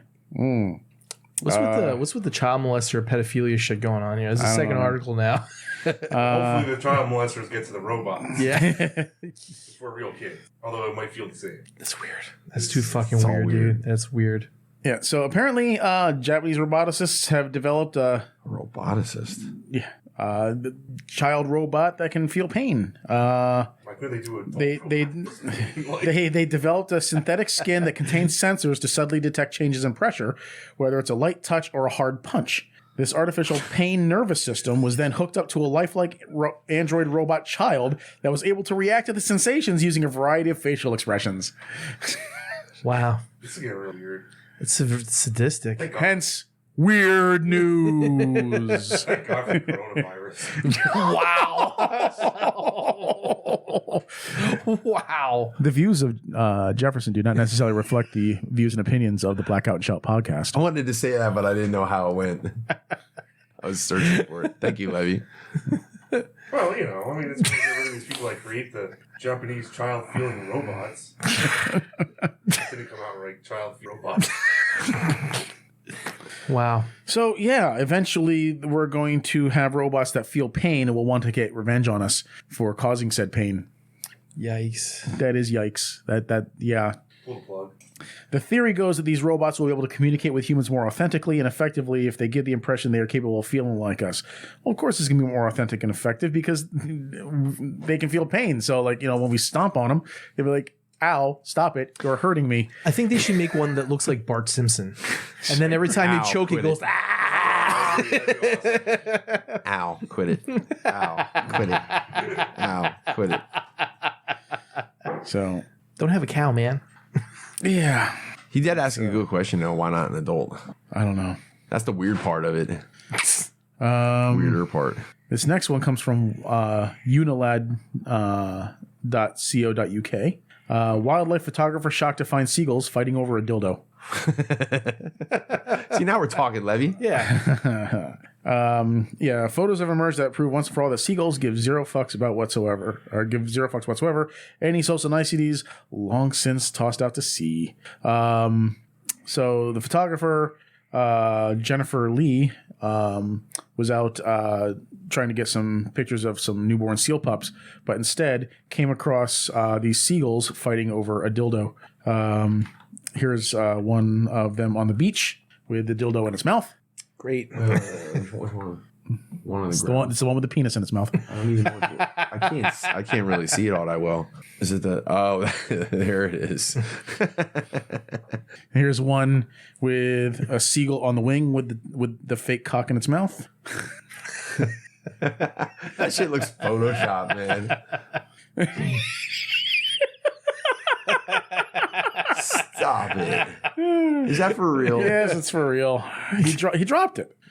He's standing straight up. No, it's in the process of falling because it hasn't hit the ground yet. So, yeah, that's funny. The next picture was the bird sitting on it. I call this next one Everything's Fine. This is also from iflscience.com. The Iranian health minister gives COVID-19 press conference while visibly coming down with COVID-19. Wow. So, the Iranian deputy health minister, Iraj Harirchi, held a press conference about the new coronavirus infection, COVID-19 coronavirus. He leads Iran's anti-coronavirus task force.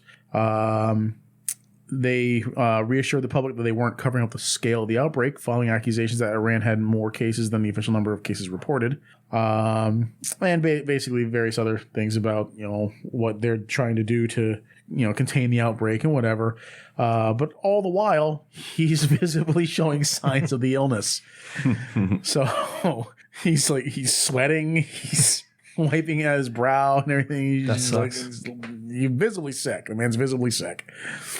So yeah, I thought that was kind of amusing in a not amusing that he got he got the virus, he might die, but it's just kind of ironic. He's just like, yeah. So for my final one, this is a submission from brother Kyle, friend to the Blackout and Shout podcast. Garth Brooks, and this comes from FoxNews.com. Garth Brooks wears a Sanders quote-unquote shirt at Michigan show and gets attacked online. Wait, who wore what? Garth Brooks wore a Sanders quote-unquote shirt. Okay. And is mercilessly attacked online for it. Tell me it's like Colonel Sanders. No. Oh, no. Getting there, though. Barry Sanders. Barry Sanders. And people just laid into him. Good grief. Can't you just do what you get paid to do? Why does it have to involve politics? So sad. We don't pay good money for anything other than to watch you perform. Angry face, thought you were different. Wait, where was he playing? I don't know. Please tell me Detroit. No. Oh yeah. In Detroit. Yeah, that actually makes it worse. That makes the fucking story that they were in Detroit. Yeah. And he's wearing it. Oh my God, that's hysterical. Lost some respect with that jersey. Another wrote, if this is for Bernie Sanders, I'm done with you. I thought you were a true American that loves our country. Wow. We're gonna have to talk to Adam and Gerald, man. They're like, listen, At least one Twitter user had their head on straight. Oh Lord help me. Barry Sanders, Detroit Lions football jersey. Google, use it. could you imagine how fucking confused he was? Okay, so the reason I was laughing in hysterics before is because after Kyle sent that article to me, he sends me this. Wait, I can't see it. Oh my God, is it Bernie Sanders in the helmet?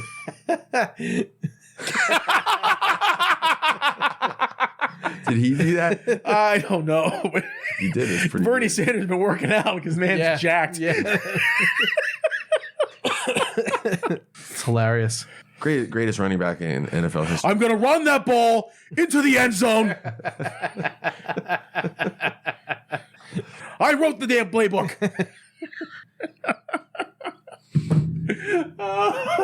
That's so funny. So that's it. Oh, you have one? I have an article from our roving reporter Lorianne Vargo on the streets. So this article says, putting potatoes up your ass won't cure hemorrhoids, doctors warn. I think I saw that. I saw Chris Bishop one, but I put that one up. Potatoes only belong in one human hole. Doctors are starting to get very concerned about people who are ascribed to a dangerous home remedy touted on numerous websites that involves inserting the potato into the rectum. That was a Jerky Boys call too. Remember Jack Torres? He shot potatoes up his ass. His ass is blue. Was that when he was trying to buy the cannon? He was trying to. He called up the sporting goods shop because he had the tennis ball gun. Oh, okay. But he was using it to shoot potatoes up his ass. I thought they were when he was trying to buy the cannon, and he was like, "Oh, can we shoot potatoes up each other's asses?" No, that was a completely different one. Yeah, that was a completely different one. So credible medical professionals are stating that this will not help your hemorrhoids. That was on. Well, the actual process is that you're supposed to slice the potatoes, put them in the freezer, and take the frozen pieces, shove them up your ass. When I saw that article, Chris posted it, like I said, and I thought I was going to look down and see like the Onion or some shit. Yeah. But it was like NY New York Post or whatever, or some like legit fucking newspaper website that had it. Don't put potatoes up your ass. Nah. I was watching an episode of The Good Doctor. I don't know if you guys watched that or not, but that's I'm thinking of The Good Wife.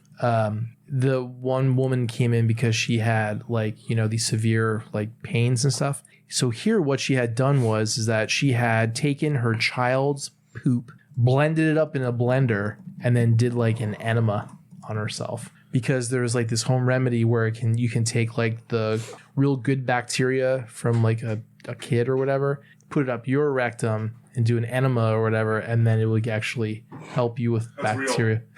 See? From the back row. Stool transplant. That's it. Stool transplant. Yep.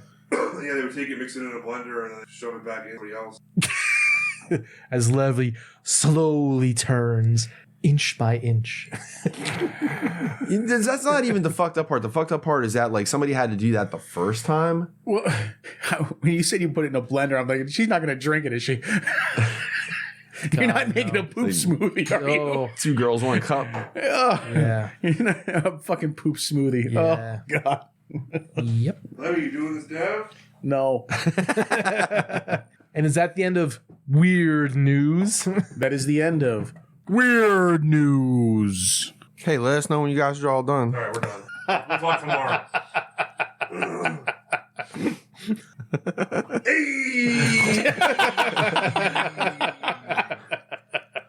Toy news. So Skylinks. That was appliance news. Yeah. Appliance news. Appliance news. Speaking of news, you find some old napkins. Where the hell are you getting them at? It said happy graduation in 2016 on it. She had to bring those over. Skylinks. Do you want me to put the computer up there? No, I've seen it already. You've seen it already? You've seen it already. Yeah. And? Oh, you want me? Oh, yeah, Scorponok. No, Skylinks. Yeah. We'll get to Scorponok. Oh, I thought you were asking. Who's on first? No, I was like, and I was asking what you. Oh. Or is that all we're doing? Oh, hang on. Next, Scorponok. Well, you said Skylinks and I'm like, Next, is he asking me like what else was shown? This is the 100% informative, zero I'm just gonna entertainment name them. toy section. Let's not talk about them. I'll just name them and then we'll go to Q&A. So what do you think of Skylinks, Levy? Scorponok. No, he looks cool. I didn't pre-order. Jeff, what do you think? What scale is You didn't pre-order him? He's a I didn't. commander class. Yeah. Whatever that is. That's like Jetfire was yeah. in who's the company that did the third party Skylinks? That name? MMC. MMC. And how big was he? He's big. Yeah. Is he bigger than the Siege one? I don't know. Earthrise, I don't have the Siege one or the Earthrise one. So. Yeah, it's hard to tell how big it's going to Yeah. be. But I mean, there's like information online, like probably how big they are. Well, I didn't look at that. I'm asking Mike. He's the toy news guy. I'm So you think he's going to have that information? No. I got conflicting sizes on Scorponok too, so I don't really even know like what are these numbers because I didn't see him on any official. Way to dig deep on the reporting. Some people said that the Scorponok was going to be 18, and other people said they saw somewhere They're saying it 21 was or 22. 21, the same size as Fort Max, but I couldn't find any actual official spots. Well, TF Source has it listed as 22 inches tall and 11 inches Is that long. And where was this at? TF Source? Yeah, in Scorpion mode. Mike, inquiring minds want to know. 22? Well, there you go. Skylinks. You know what? I'm gonna go to Skylinks is what, 22 inches long? No. I'm gonna go check that. If they have his size, maybe they'll have. It was in a Facebook post. Oh, So was it their Facebook post? Yeah. Did they say it? it was a link to their pre-order for Scorponok. $80 for the Skylinks, $160. Yeah, that sounds about right. With See, now it says That's the same price as what Skyfire or Jetfire came out at. It says he's 11 inches, but like you don't know if they're talking head to tail or if they're talking head to toe. I imagine it's head to tail. It's not very big. It's less than a foot long. I can't imagine that they would call that commander class. I think it's going to be. I think that's Maybe it is 11 inches tall then. I don't know. You think it's about? Yeah, I bet you it's 11 inches tall. But then again, he's weird to measure that way too because of his neck. Yeah. Are they sure they're not measuring it like in base mode with the rocket ship and shit, the shuttle getting ready to blast off? That looks like if it was in that mode, it looks like it would be a lot taller than 11. If it's commander class, because that Jetfire was pretty sizable, wasn't it? Don't you have it? Yeah. How tall is that? That's a bit over a foot, you'd say, right? Yeah. It's about Yeah. that. Because the Phoenix was like close to 15, and that was only a little shorter. It was a 2 or 3, like 3 inches shorter, I think. Yeah. Well, Prime like came up to Phoenix's like waist, MP10. Right? Yeah. Right? That was a question. Oh, that was a question. Yeah. Yeah, it goes up to his waist. Something like that. So this Jetfire is about maybe 2 or 3 heads higher than MP10. Yeah. So MP10's like what? What's how 9.5. tall? 9.5. So yeah, he's probably like 11, 12. Yeah. So he's probably about the same size as Skyfire. But if you want, what you would call like Skyfire would be the combined robot, right? In the fucking You mean Skylinks? sorry, Skylinks. You call that the combined like robot in like Skylinks mode, right? Not in space shuttle mode, right? So if you're measuring it, if he has the feet and the stand and the neck's up, then maybe that's how tall he is. Maybe. So if they're going by the same scale, the same price, and the same size as Jetfire, then Or it could just be 11 inches long. could be that too. So But again, it's not very long. Yeah, there's no Take clarification on the neck and the tail into consideration. right, unless that's how high you can get the head. I don't know. Yeah. Good questions. See, it doesn't even. I don't. I'm on TF Sources thing. It doesn't have any size information for Scorponok. I know it was on their Facebook post. I'm on their Facebook. I mean, in the actual up in their post. Yeah. Because I remember Jason Brandon actually commented on it. Yeah, I swear to Christ, I'm 39 steps. Oh, they must have had a couple posts with him on it. Oh, that must have been what it is. Yeah. Well, anyways, yeah, it says right 11 inches. 11. Yeah. So the The Jetfire that was from Siege is 11 inches. 11 inches tall. 27.94 centimeters. Huh. What did you say MP10 was? 9 something? 9.5. It says the Scorponok in Scorpion mode is 11 tall. Jay is saying it's 21 inches tall. Like, it doesn't have anywhere. Yeah, but that should be in robot mode. Yeah, 21 in robot mode. Yeah. But where's he getting that number? I don't know. I thought 21 said 21 in the post, but I could be wrong. No, just 11 in Scorpion mode. Anyways, Skylinks looks pretty good though, right? Yeah. You think so? Yeah, it looks good. So MMC's was probably bigger, yeah? Yeah. I would imagine so. Yeah, I would imagine so. Yeah, I would think... Well, judging by it so big that on my black bookshelf, the head actually sticks out from the front of the shelf. Yeah. Yeah, that was pretty big.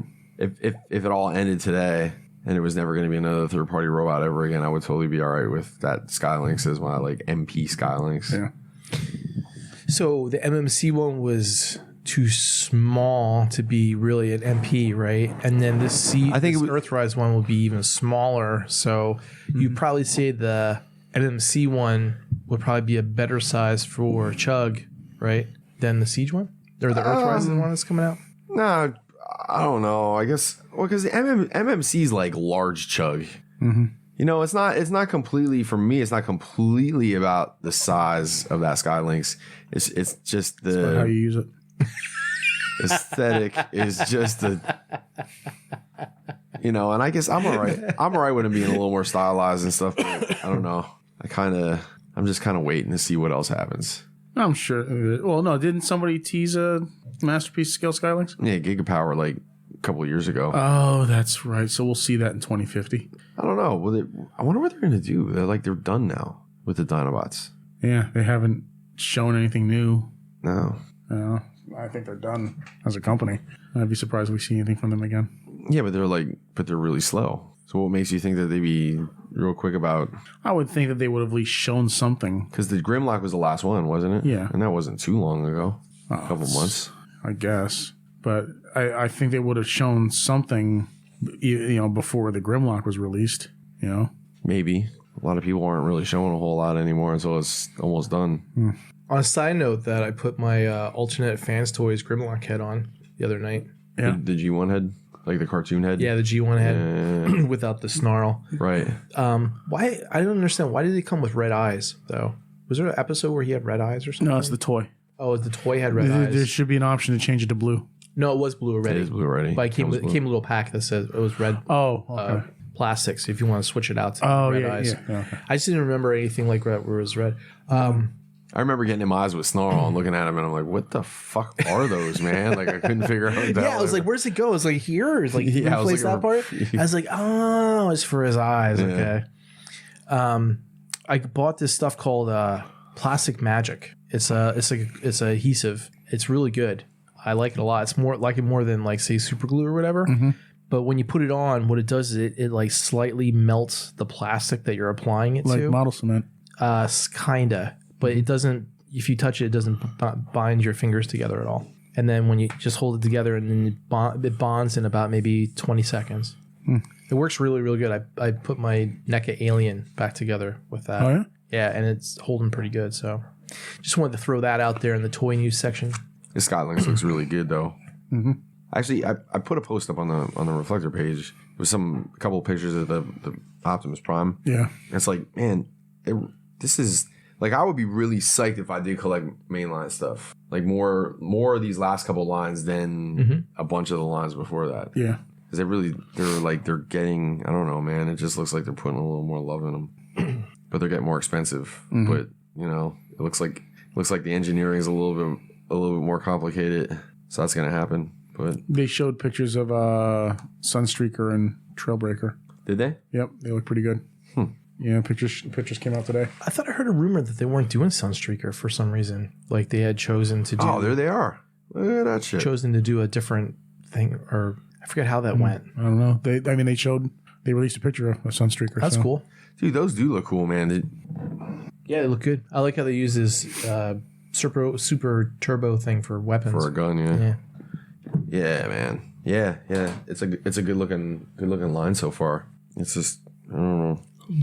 Let's see. So I'm just gonna go down the list here because there was like a bunch of good ones. So how good do those Quintessons look, man? Yeah, the Quintessons look good. I like how it transforms into like a plate or like a park. I don't like that at all. You know, For children, Jeff Park. Yeah, like he transforms into like a jungle gym. It turns into a strip club with a cage and everything. Is that really? Was that a thing? No, it never transformed. No, I know it never did, but I don't even know if I saw. Oh, that. What is that? It's supposed to be like a prison. I said that it looks like a kids thing where they jump the slide and the gym and shit. There was no need for that, man. Just like you just want to give us the. Could you imagine if they sold a transformer that didn't transform? the public outcry. Oh my god, that would happen. Trying to think if they ever put any figure in any line that didn't. No. Action Masters. Yeah, but the Action Masters all came with shit that transformed. Yeah. They have tons of shit like at Dollar Tree and like in the Walmart fucking bottom shelf full of Transformers that don't transform. No, but those are called Transmorphers. No, like one, like smaller versions of like Transformers or whatever. What are those blind bags ones? Bot shots. Bot shots, is that it? Yeah. 10 shots, 10 bots. All that being said, or bots or something. Something like that. You made a face when I said that they look good. Do you think they? No, I just didn't like the whole thing where the Transformers. Just I think that's stupid. Yeah, it's weird. Yeah, I like the gimmick where you push the button and they spin around, but some of the faces don't look that good, I guess. But I don't know. It looks kind of. Don't you think? I pre-ordered 3 of them. The faces. Did you really? Did you pre-order 3 of them? Like, I think it looks kind of because you need 3 Quintessons. I think it looks play schoolish to me. It looks play school. Well, you keep thinking that, and I'm going to enjoy my Quintessons. What do you mean? It looks guilty or innocent. I want more detail. Innocent. Dude, they're pretty deep. Like, look at that face, though. I looked at them already, though. They're just too play schooly to me a little bit. I think these look fucking guilty, innocent. Spare me this mockery of justice. You got 3 of them. He hit me up. I should have lied. I should have told you it was 7. I would have ordered 7. You motherfucker, dude. There was 3, and I'm pretty sure there was just 3. Yeah, because he thought there might have been 5. In that scene where it was after the movie where they had Cup, they were asking the darkness. They were asking Cup about the defense system, and he's like, 3 kids and a dog could take the whole place over. but I'm pretty sure there was 3 of them up there. But I probably could have told him that there was 2 down here on the side, and I think I ordered 2 Alicons too. Yeah. Did you order any of those Cobra snake things that comes with them? Or the hell those are called? The blue things? Dumb. Yeah. Those are dumb. Wait, the Alicon? What's coming? No, not the Alligator Con. No, there's a battle master that transforms into a snake. Yeah. I saw that. It looks dumb. Nah, do you think so? It looks like an Arbok from Pokemon. You know what it looks like? It looks like the first episode of G.I. Joe when Destro was walking up to the Cobra center and it goes, it went bing, it goes, identification, please. That's what they look like. We watched that not too long ago. We went back. It was on Tuba TV or whatever, and it had all the old G.I. Joes on there. Psyched. Watched all that shit. Yeah. Identification, please. What's next? Let's see what else we got here. Besides, I'm trying to save Scorpion for last, but they showed off Snapdragon and. Hey, let's hope he's not as much of a big. He's not as big of a piece of shit as that freaking Ape Face was. Yeah. That Ape Face was terrible. That's somebody else said that was like the only one that they really saw people that kind of down on. Oh god, this whole series pretty much. That thing was junk. I just don't know what they're. I don't think I even freaking pre-ordered Snapdragon because fuck Ape Face. Does Snapdragon have the 2 heads, or is that Twin Inferno? No. Well, Twin Inferno used to be Double Cross, the Monster Bot. Yeah. He has. No, Snapdragon just has 1 head. 1 head. He's the dinosaur. He's the triple changer dinosaur. Yeah, but his head has 2 different head transformations. It does? Why? Because he becomes a dragon, becomes a plane, and he becomes a robot. Oh. And the head becomes the dragon head and the robot head, but they had 2 different configurations. Interesting. I feel like he's a T-Rex, but everyone always says he's because you remember how the headmasters transformed? They just kind of like you just flip them around, just fold them up. They basically when he was in dragon mode, put their head up their ass. Well, when he was in dragon mode, you would put him on the thing, and then his jaws would be the legs. Oh, and his jaw would open. Okay. But then when he was in robot mode, he would be on the body, and then his legs would be on the back, and then the face would be on the front there. It's interesting. It's not really 2 different configurations, it's just different orientation, I guess. Fucking Snapdragon. That looks pretty good, man. It looks all right. Like I said, hopefully it's better than freaking Ape Face. Snapdragon's the one that fucked up Daniel or whatever the fuck kid's name was. Spike's kid's name? Daniel. right? He's the one that fucked him up, right? I don't know. That made RC go to the whole headmaster thing, right? Oh, that paralyzed him? Oh, in season 4, I think, yeah. He got iron and fucking shook him around, fucking chucked him on the ground. Yeah. That was a little dark. Fucking Snapdragon. It's a fucking giant robot. Someone's gonna get hurt one point in the fucking series. It took them 25 years to freaking hurt somebody, seriously. No, that's not true. Fucking Spike got fucked up with Autobot X, remember? Yeah, but then he was fine. Of course he was fine. Yeah, well, Spike or Daniel wasn't fine at the end of the episode. He was still fucking paralyzed. Jesus Christ. I mean, look at fucking... no, they paralyzed somebody right in the last 2 episodes of season 3. Yeah, I know. Yeah, Dr. Arkeville. No, freaking the woman, the whole thing that set the hate plague in motion. Oh, right. Yeah. But then there was, before that, they had the whole thing with Starscream's Brigade, right? And they were showing the flashbacks of World War II. Yeah. Nobody was dying there either. Everybody was jumping out in parachutes. You remember that? Yeah. Nobody died storming the beaches in Normandy, apparently. They were using blue and red lasers back then in World War II. Yeah. They were tracers. Red and blue tracers. They were white, red, hot tracers. Yeah. That pierce through you like butter. Oh, speaking about butter, I did this real cool fucking hack, right? I saw it on shout out to Chris Bishop on Transformers What the Fuck, right? If you have frozen butter, you take a vegetable peeler and use a vegetable peeler on the frozen butter, and it comes off in real thin strips like truffle strips. And then you put it on top of your toast or whatever, or your bread. And that way you don't rip apart the bread when you're trying to spread it. Yeah. It works awesome. It was awesome. It was so cool. I can't tell you how many times I tried to spread cold butter on bread going, this is the time. It's not going to rip a fucking hole right in the middle of it. And then it does. It was awesome. It was like see-through, like paper-thin slices that came out. And what did you use? The vegetable peeler. A vegetable peeler, okay. On a frozen stick of butter. Yeah. Remember that, Jefferson? I've heard of that before. I actually heard... Works great. If better, grate it on a grater, like a cheese grater. Grate butter? Grated butter. That works pretty good, too. I gotta try that. Sorry. Okay, on to the toy news. He'll eat all that. He'll do all that shit right before he goes. Butter news. Right before the elliptical. Yeah. Butter news. That's gonna be the name of the episode. There was a funny meme that my wife shared with me, Jefferson. It was basically said, 5-year-old says, "This is too spicy," and then it says, "Mom," 5-year-old, mom goes, "It's a pancake."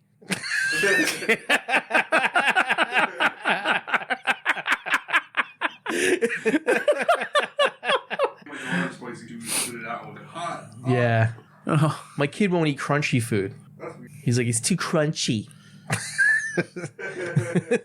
All he wants is fun. Toy news. Scorponok. After the kid news. Scorponok 20. It says right on TF sources, like on the actual website. Listing. Yeah. Toy size 21 inches in robot mode, 11 inches in scorpion mode. So, and how tall is Fort Max? Right around that size. Same thing? Yeah, right around that size. Yeah. He's as tall as my dick.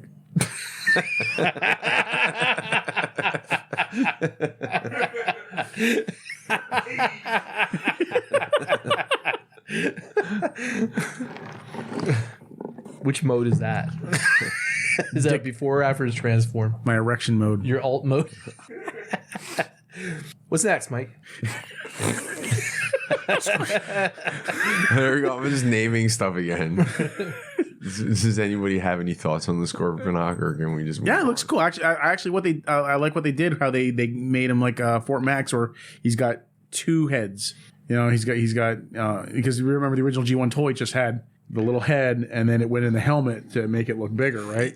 But this one, the head actually transforms into a robot, and then the head of that comes off and becomes a robot. Do you remember the G1 was really strange because it was supposed to be that the little guy just transformed into like the face. Yeah. But he transformed into a whole head that was like inside the helmet. And it looked like a little tiny fucking head. Yeah.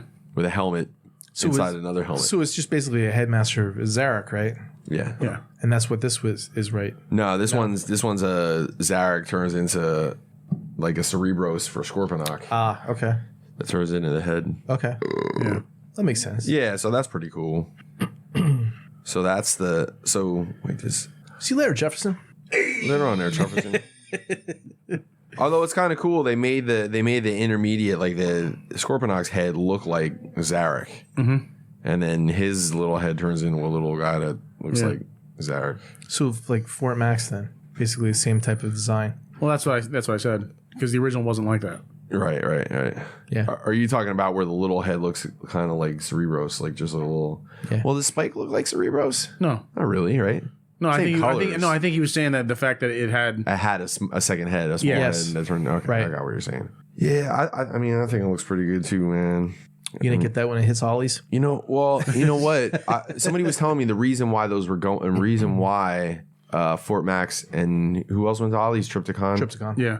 Went to Ollie's was because of something with Toys R Us or whatever. Yeah, it was the display. So that might not happen with these because we haven't seen Omega Supreme hit any Ollie's. I don't know because there's like when I stop at Ollie's every now and then, there are Transformers that are there, and they like during the holidays and stuff, they did have an abundance of like certain types. Like the one that I kept seeing a lot was the Blitzwing from the line before or Titan's Return. Titan's Return. There was tons of those, and they had tons of Studio Series stuff too that was there. That's because nobody wants the Studio Series shit. Yeah, I mean, I think that's what I think it's. I think when you get overflow like that and people buy it wholesale, I think you're gonna see stuff, and it's possible. I mean, you might see bigger stuff like that. Have you seen that Studio Series Devastator? Oh yeah, it looks horrible. The thing looks like garbage. They're like, here you go. This is what you wanted, right, guys? And they're like, But then there's some people out there that are praising that. They're like, I love it. It's so great. I can't wait to get it. Well, hey, that's your thing. That's your thing. Yeah. I think that's the only way that Fans Toys fucked everything up, man. Because I was totally fine with like 21, 22 inch like city bots. But now they're doing this big ass Fortress Maximus, which so now I'm like, how big's the Fort Max? Fort Max is like 42 inches tall. The Fans Toys one, it's taller than my son. Well, you know what? No, Fort Max should be bigger because that was his whole gimmick, is that he was the biggest Transformer ever made. Yeah, but I still think the other. So this is where I agree with Bobby said a while ago that we don't need him to be super humongous, but we just need him to be noticeably bigger than the combiners. Yeah. So like if the combiners are all like 20 inches, like I would like the City Boss to be like, maybe 20, like Unicron size, 27, 28 would be cool. 42's kind of fucking overkill, but still. Where are you going to freaking display that? I got the spot over here that I had to clear out for the Micromasters. On top of that will be a badass fucking Titan shelf, man. Because I'm going to have exactly that amount of room up to the Why would ceiling. you even have them on shelves? Why don't you just put them like on little individual risers? That would kind of be cool, don't you think? Well, where? Wherever you want. Just like, you know how you make risers for your detolfs? Yeah. Just make a couple risers for your... Yeah, but they're going to be like in the way of something wherever I would put them. Well, unless I put them over in that room. Well, don't put them in the way. but they will. But there's only so much fucking room down there. Like that's not my problem. It's flying in the face of your fucking display advice. Just put them down there. I'm saying instead of putting it on a shelf that's in the wall, just put something on a riser on the floor, so you don't have to worry about the stress of struts in the wall that holding them up. So they're going to be heavy. Right, I get that, but that still doesn't change the fact that there is zero room for that. We'll take the shelf down and put the risers up. Then they won't be in other the way. Shit on those shelves. Put that stuff someplace else. I don't know. All right. I'm just saying like a 1 foot riser off the floor for a almost 4 foot bot. What? You can't get blood from a stone, dude. I know. I get it. I don't know why he just doesn't knock the wall out down there. Just make the whole fucking basement a big display room, and you have all the room in the world. Put it down there. Just go ahead. Just fucking. Just put it down there. Just make some risers. Who cares if you can't walk around down there? Right. Well, just pile it in a corner. Who gives a shit? Why even fuck with risers? Just throw it on the floor and just fucking be done with it. Just stick them there. Just have them stand. Make it like a kid's place thing where you have to crawl through a tunnel to get to one part of the collection. Yeah. What? How many of these Titans? Oh no, it's just the one. Don't start trying to Don't start trying to put a damper on my collecting, Vanessa. The wall under the book? Somebody would knock that over. No, shit's gonna go there, Vanessa. No, but stuff is gonna go on that wall. Listen. Was I talking about a bat bot by any chance? No? Well, then, Wow. Wow. That's rude. listen how quiet everybody let it get. I love you, Vanessa. It's like mommy and daddy are fighting. And if they break up, it's our fault. Yeah, right. It's like I just told him to stick these fucking Titans all over the place. But see, the other problem there is that, you know, who the fuck knows when we're gonna get that Fans Toys one? And if I'm in for that one, I already counted them out. There's Fort Max and there's Grand Max, Metroplex, Metro Titan, Trypticon, Scorponok, and Black Xerox. That's 7 of them. So how fucking long do you think it would take a company to pump out 7 Titans? Why don't you just get a fucking other room and make some bunk beds for him and shit? No. I don't know. Yeah. Yeah, you guys are replaced by a fucking Metro Titan and Black Xerox. And sort of Black Xerox. He's on his phone. You don't give a... I hope that Metro Titan can do editing. What's next? So there's a RC that kind of looks better than the MP because their fucking titties are up where they're supposed to be. Now, see, that's where RC's titties are supposed to be. Since last fucking podcast, Yeah. I was thinking, and I kind of had this epiphany, right? Yeah, what's that? I realized why you and I really don't like the way the MP RC looks, but Levy does. It's because she looks like an old lady. Like an old lady. Yeah. Like And Levy looks like Helen Mirren, titties. so she kind of looks like Helen Mirren in pink. Right, Levy? I'll kick you in the balls. Mystery solved. But yeah, you're right. It does look good. It does look pretty good, but they get away with like, all right, we'll just take the whole trunk of the car and make it like a shield the or big parts forming. Yeah. a surfboard in this case. Surfboard. But still a pretty good looking figure. Was she in the trailer? Do you remember seeing her in the trailer for the TV show on Netflix? I don't know. I definitely saw a Fembot, but I don't know that it was It was RC. Chrome, I felt yeah, like it it was wasn't- one of the wasn't- other, let's see. More of these Micromaster bases, which is cool. They showed off Airwave. I know nobody really gives a fuck about that. We have a new Dick Bird coming. Yeah. He's not really a dick bird Not yet. No, because the missile goes on his back. on his back. Well, yeah. we'll be 3D I printing. wonder if they did that on purpose. We'll be 3D printing an attachment to make sure they they can had do that. to. They had to look at that original one and go, man, Dude, look at that big missile cock. it's a Dick Bird. I wonder if the word Dick Bird ever actually came out of anybody's mouth, like at Hasbro. Yeah, in Japanese they probably What said kind of bird is this? It's a dick bird. It's a Dick Bird. I saw it. I saw it in one of the groups I'm in.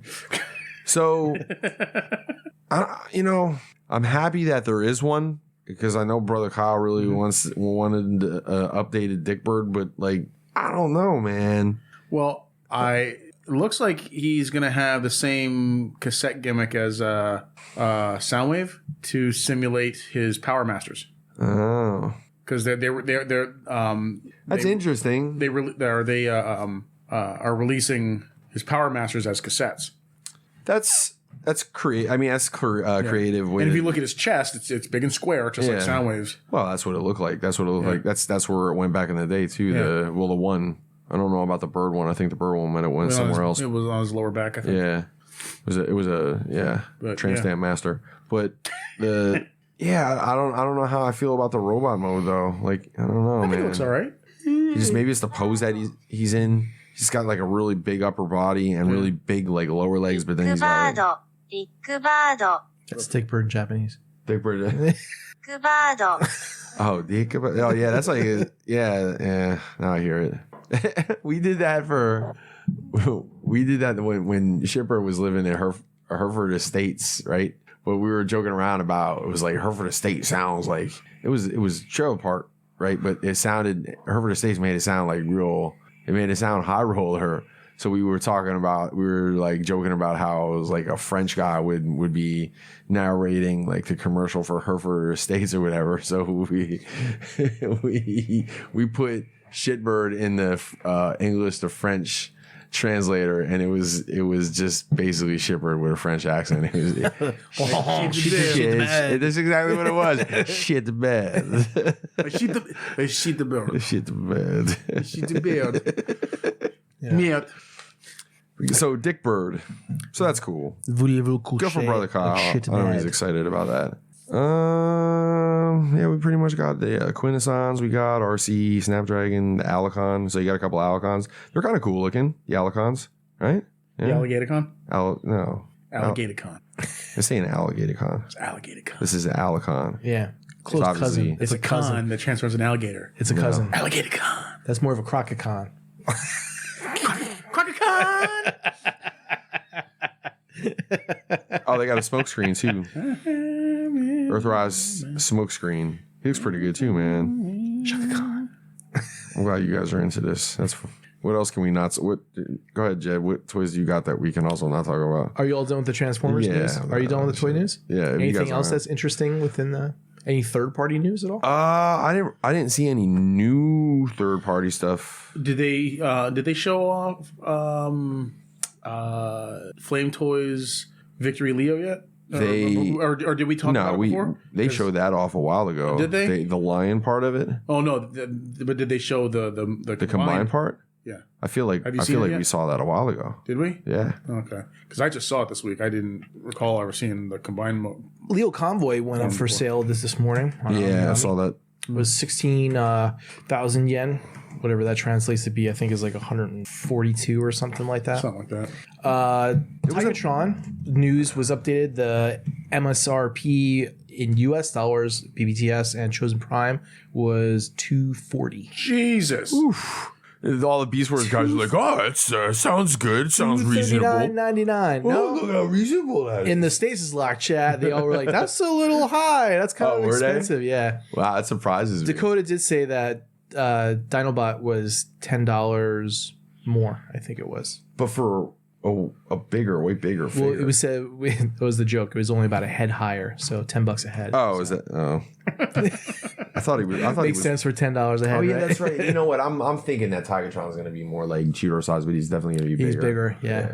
Somewhere in between Cheetor and Primal. A head smaller than Dinobot. How big? How much bigger? So he's going to be the same size as Primal then, because Dinobot was bigger than Primal too, wasn't he? Oh yeah.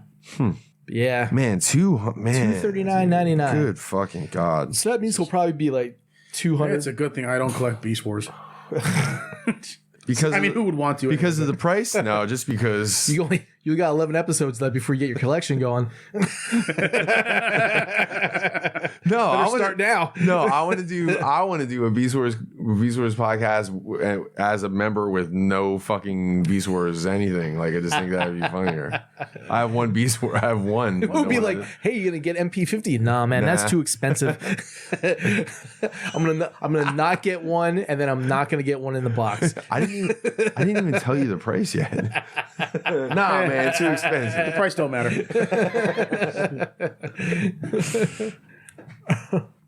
Wow, two something. $239.99. Wow. Yes.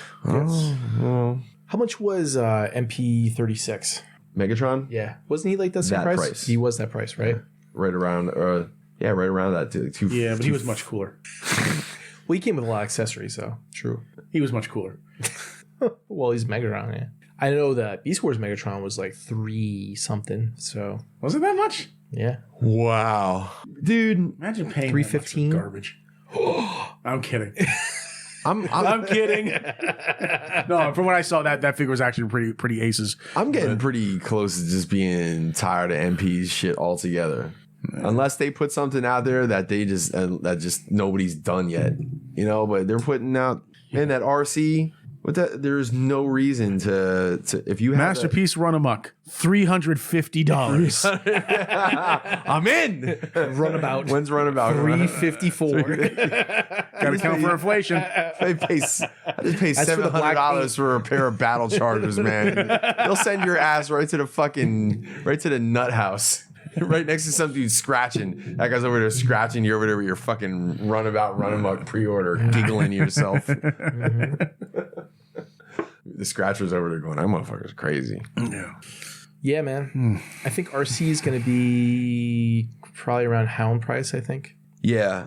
I felt like I saw that 160, 150 or something like that. Yeah, I saw that somewhere as well. But like, I'm tired of them, man. Like, if you have the MMC one or you have the Fansoys one, I feel like you're already. Where did you had 2 weeks to decide? Are you keeping the MP Hound or did you? No, I'm still just sitting on it because because I can. I guess I don't know. Like, I'm kind of leaning towards probably thinking about opening it, but I just haven't yet. I don't have to make that decision right now. I can wait. I got shit to do. That's more important than figuring that out at the moment. But I don't know, man. MPs is getting fucking so expensive. I mean, third party stuff's getting a little bit more expensive, but not to that level. Not to the insane level that MP is, man. Yeah. But people must be buying the shit. Yeah. Oh yeah, they are. Of course they are. But I mean, enough to. I'm not, but I wonder how many people out there got tired of it and are like, fuck this, like, you know. So because I remember this all started with Sunstreaker. Remember when the Sunstreaker price came out? That was the first time we were like, everyone was like, oh, it's a placeholder. So what the fuck are you talking about, man? Placeholder price. What was it again? 120. 120. And the other before that they were what, 80? $85 or whatever, and it was like, holy fuck, dude, you know. But it was still it was a car bot, so it wasn't like they came right out with an Optimus that was like $440. People would have shit their pants. Yeah, they eased you into the asphalt. Yeah, they did. They started with a finger first. They lubed it up real good before they stuck the whole fist in. And they moved up to the big hard cock. Yeah. Now everybody's got a fucking truck-sized hole in their fucking ass. Yeah. Some too. No, not me. I do not. I'm still waiting for that fucking KO. Yeah. I'm never I'll wait for the KO. I'm not that guy, but in that situation. For that prime, yeah, I am. Yeah. Meanwhile, I'm still waiting for my MP10 while he's waiting for the KO. Yeah. All right, so let's move on to the Toy Fair news, yeah? Yeah. So 3-0, the Berserk with the armor guts from Berserk, the armor. Yeah, that was price was released today from 3-0. That was $220, I think it was, or $210. Yeah, for a 13-inch high character. That's not bad. The only thing I didn't like about it was they didn't have any head sculpts without the helmet. So there's 2 different helmets. How many accessories does it come with?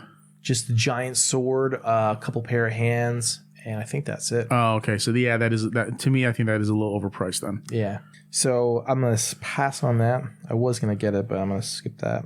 I mean, $10 less is basically their 3-0 for their Optimus Prime that they had, or $20 less.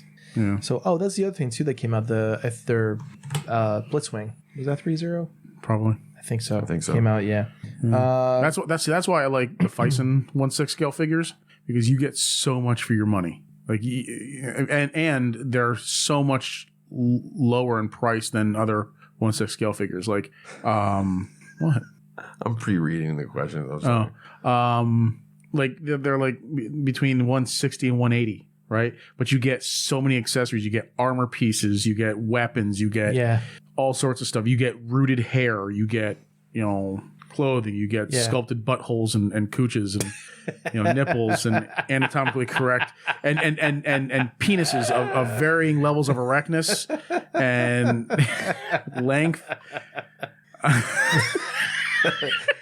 Wow. But seriously though, like my death dealer, I have different ways that I can display him. If I want to display him with full armor, if I want to display him bare chested and like he's like barbarian, it's like I can do that.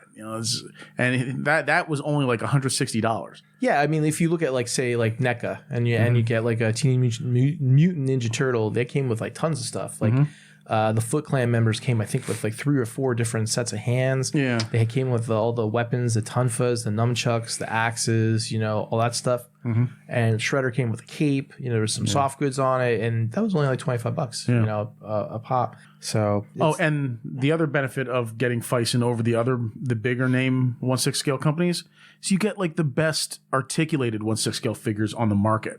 Those are the ones with the metal. The stainless steel skeleton with the silicone skin. So first off, it's seamless. So, like seamless joints, except for like on the ankles and the ankles, the wrists, and the neck. Yeah. And the articulation is leaps and bounds better than like Hot Toys. Like Hot Toys, like you can barely move the things because like the costumes are like so restrictive and and it's just, that's one thing about this. The Berserk figure was that they said they were touting that was 54 points of articulation. Yeah. So that's cool. But still, that's not worth that price. Yeah, so. if all you're getting is just those scant few. I mean, granted, he has a giant fucking sword that's like 16 inches long, but still, I mean, you get that with Cloud too. So. I got that Kier figure that I got from the Court of the Dead. Yes. She comes with a sword that's probably just as long. But she came with so many other accessories. She came with a freaking polystone base. She came with like a skull that she can hold in her hand that has like this really awesome translucent blue flame coming out of the skull. She came with cape, armor, freaking greaves, gauntlets, a fucking magnetic skull mask that fits on her face.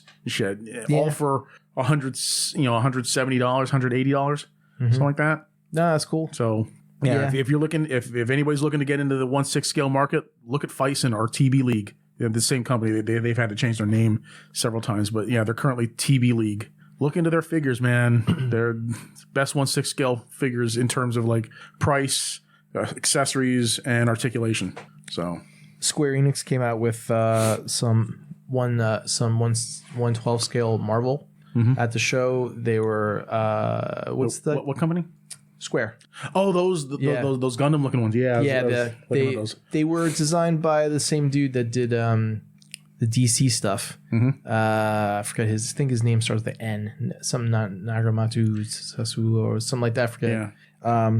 But yeah, there was an Iron Man. There was the really cool Iron Spider, which 4 appendages instead of 3. And they had a drawing for a Thor that's going to be coming out. Looked really cool.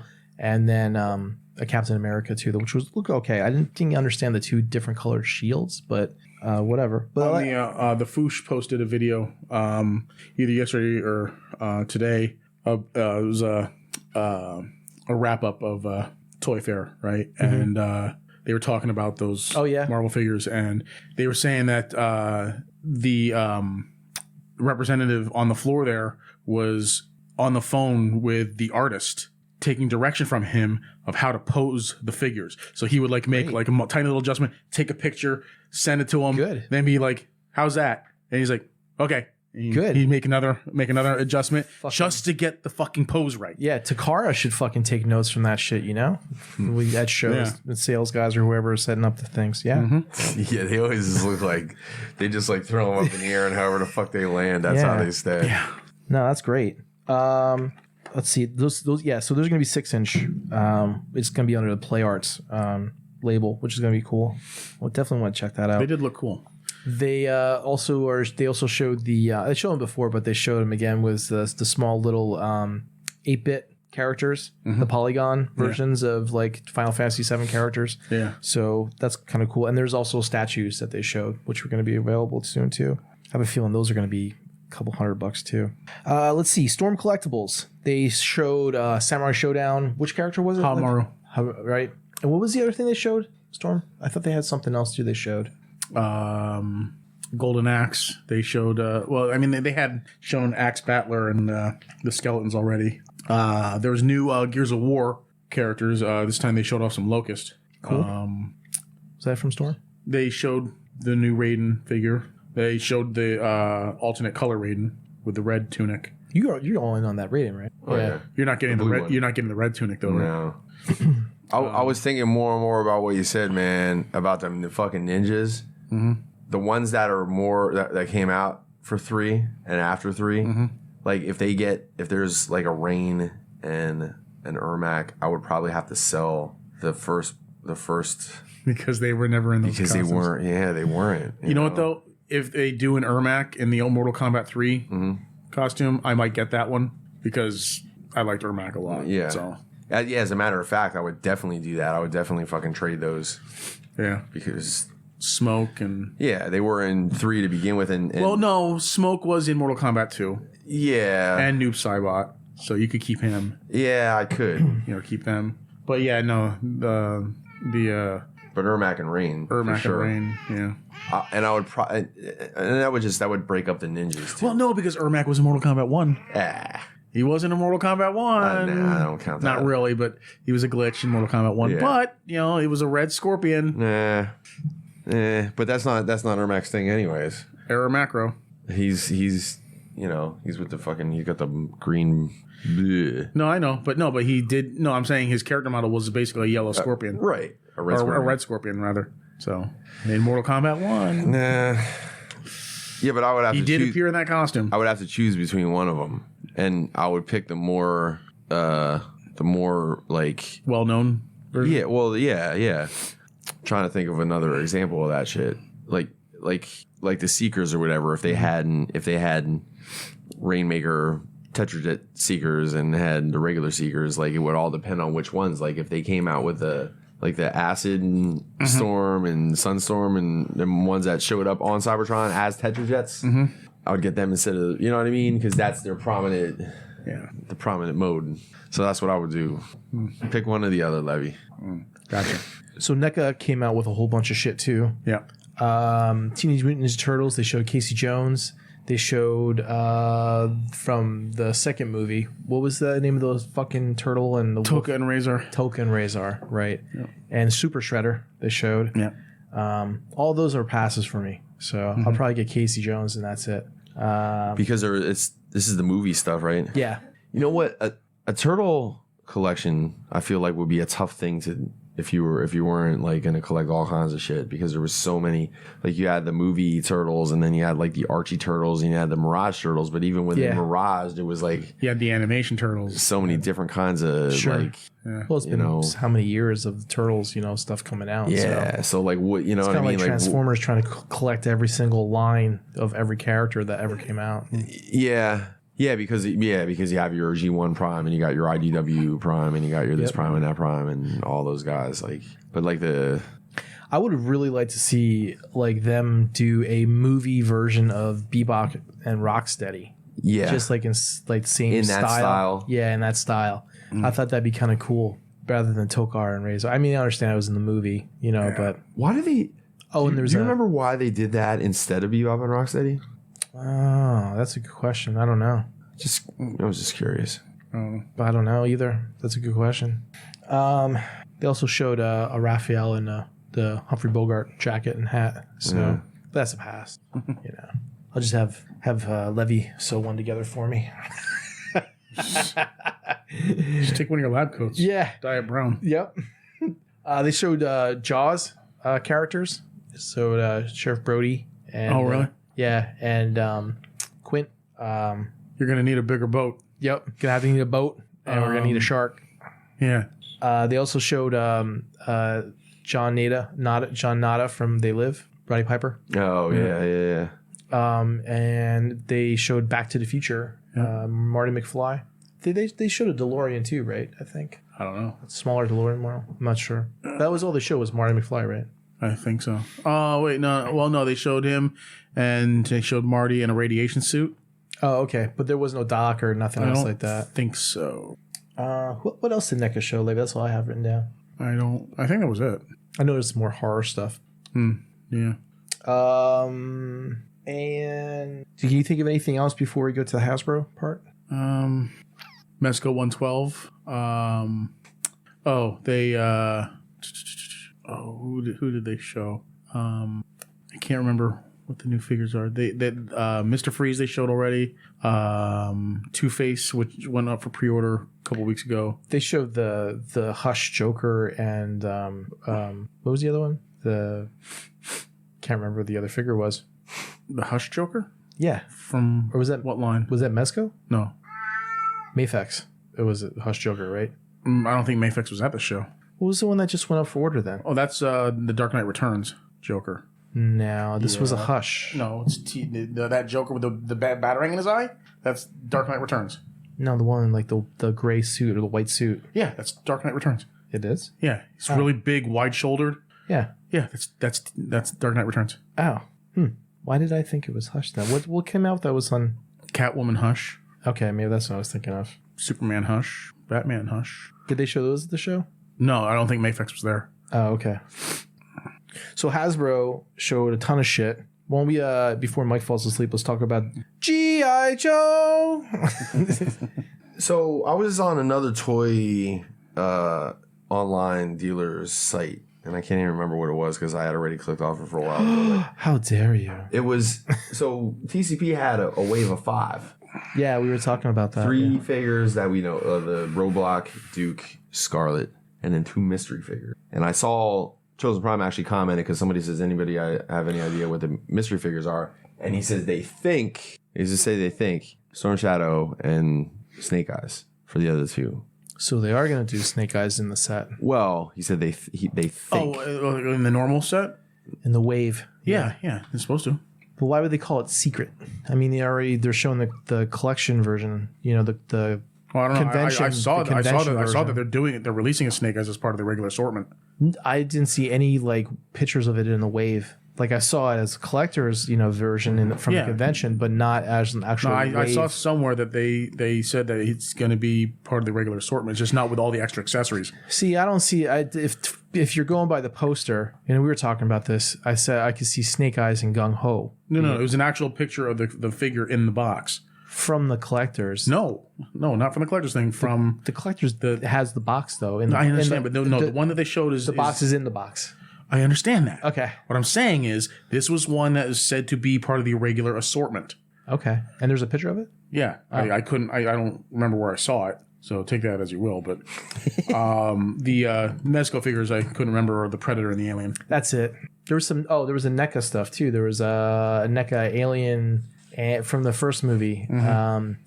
The two worker guys, Yaphet Kotto's character and Harry Styles? No. What's the dude's name? Damn it. I always forget his name. Yeah, I know who you're talking about. Yeah, the one he was in Avengers. Yeah. And the Alien, there was like 3-pack or something, I think was also shown. I wish I could find where I saw it, but it was they were selling the wave of 6. And it was Roblox, Duke, Scarlet, and 3 mystery figures, and one box said figure 1, the next box said figure 1, and the other one said figure 2. And I have no idea why I would have been like that. Well, don't most box sets like Hasbro stuff, Levy, a case comes like in 6 or 7? Something like that. Yeah. He says something like that. Well, sometimes if there's so many characters, they'll double up on a certain character. Like if you have a wave, if you buy a wave, sometimes there'll be 2 of the same character in that case. That's why originally I thought I said 2 Scarlets, not 2 Oh, here Secret. we go. Dark Side Toys.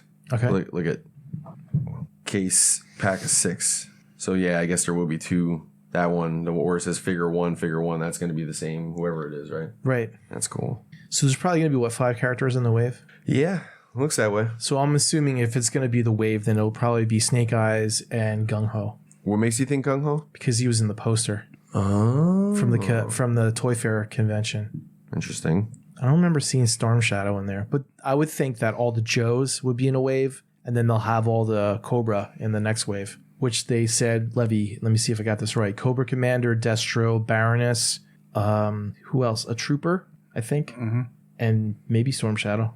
That would be 5. And that's in the next wave?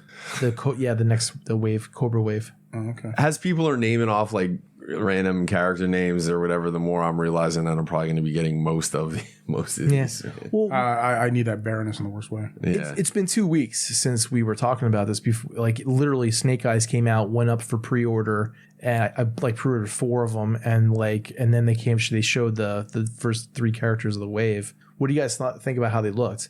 A lot of people were like dismissing them as too video game-ish with the gold, and they look too much like Fortnite characters, and I was fine with them. I mean, I thought, I can't remember who made this comment, but somebody said that they reminded them of Resolute, like the Resolute style of G.I. Joe, which I really dug anyway.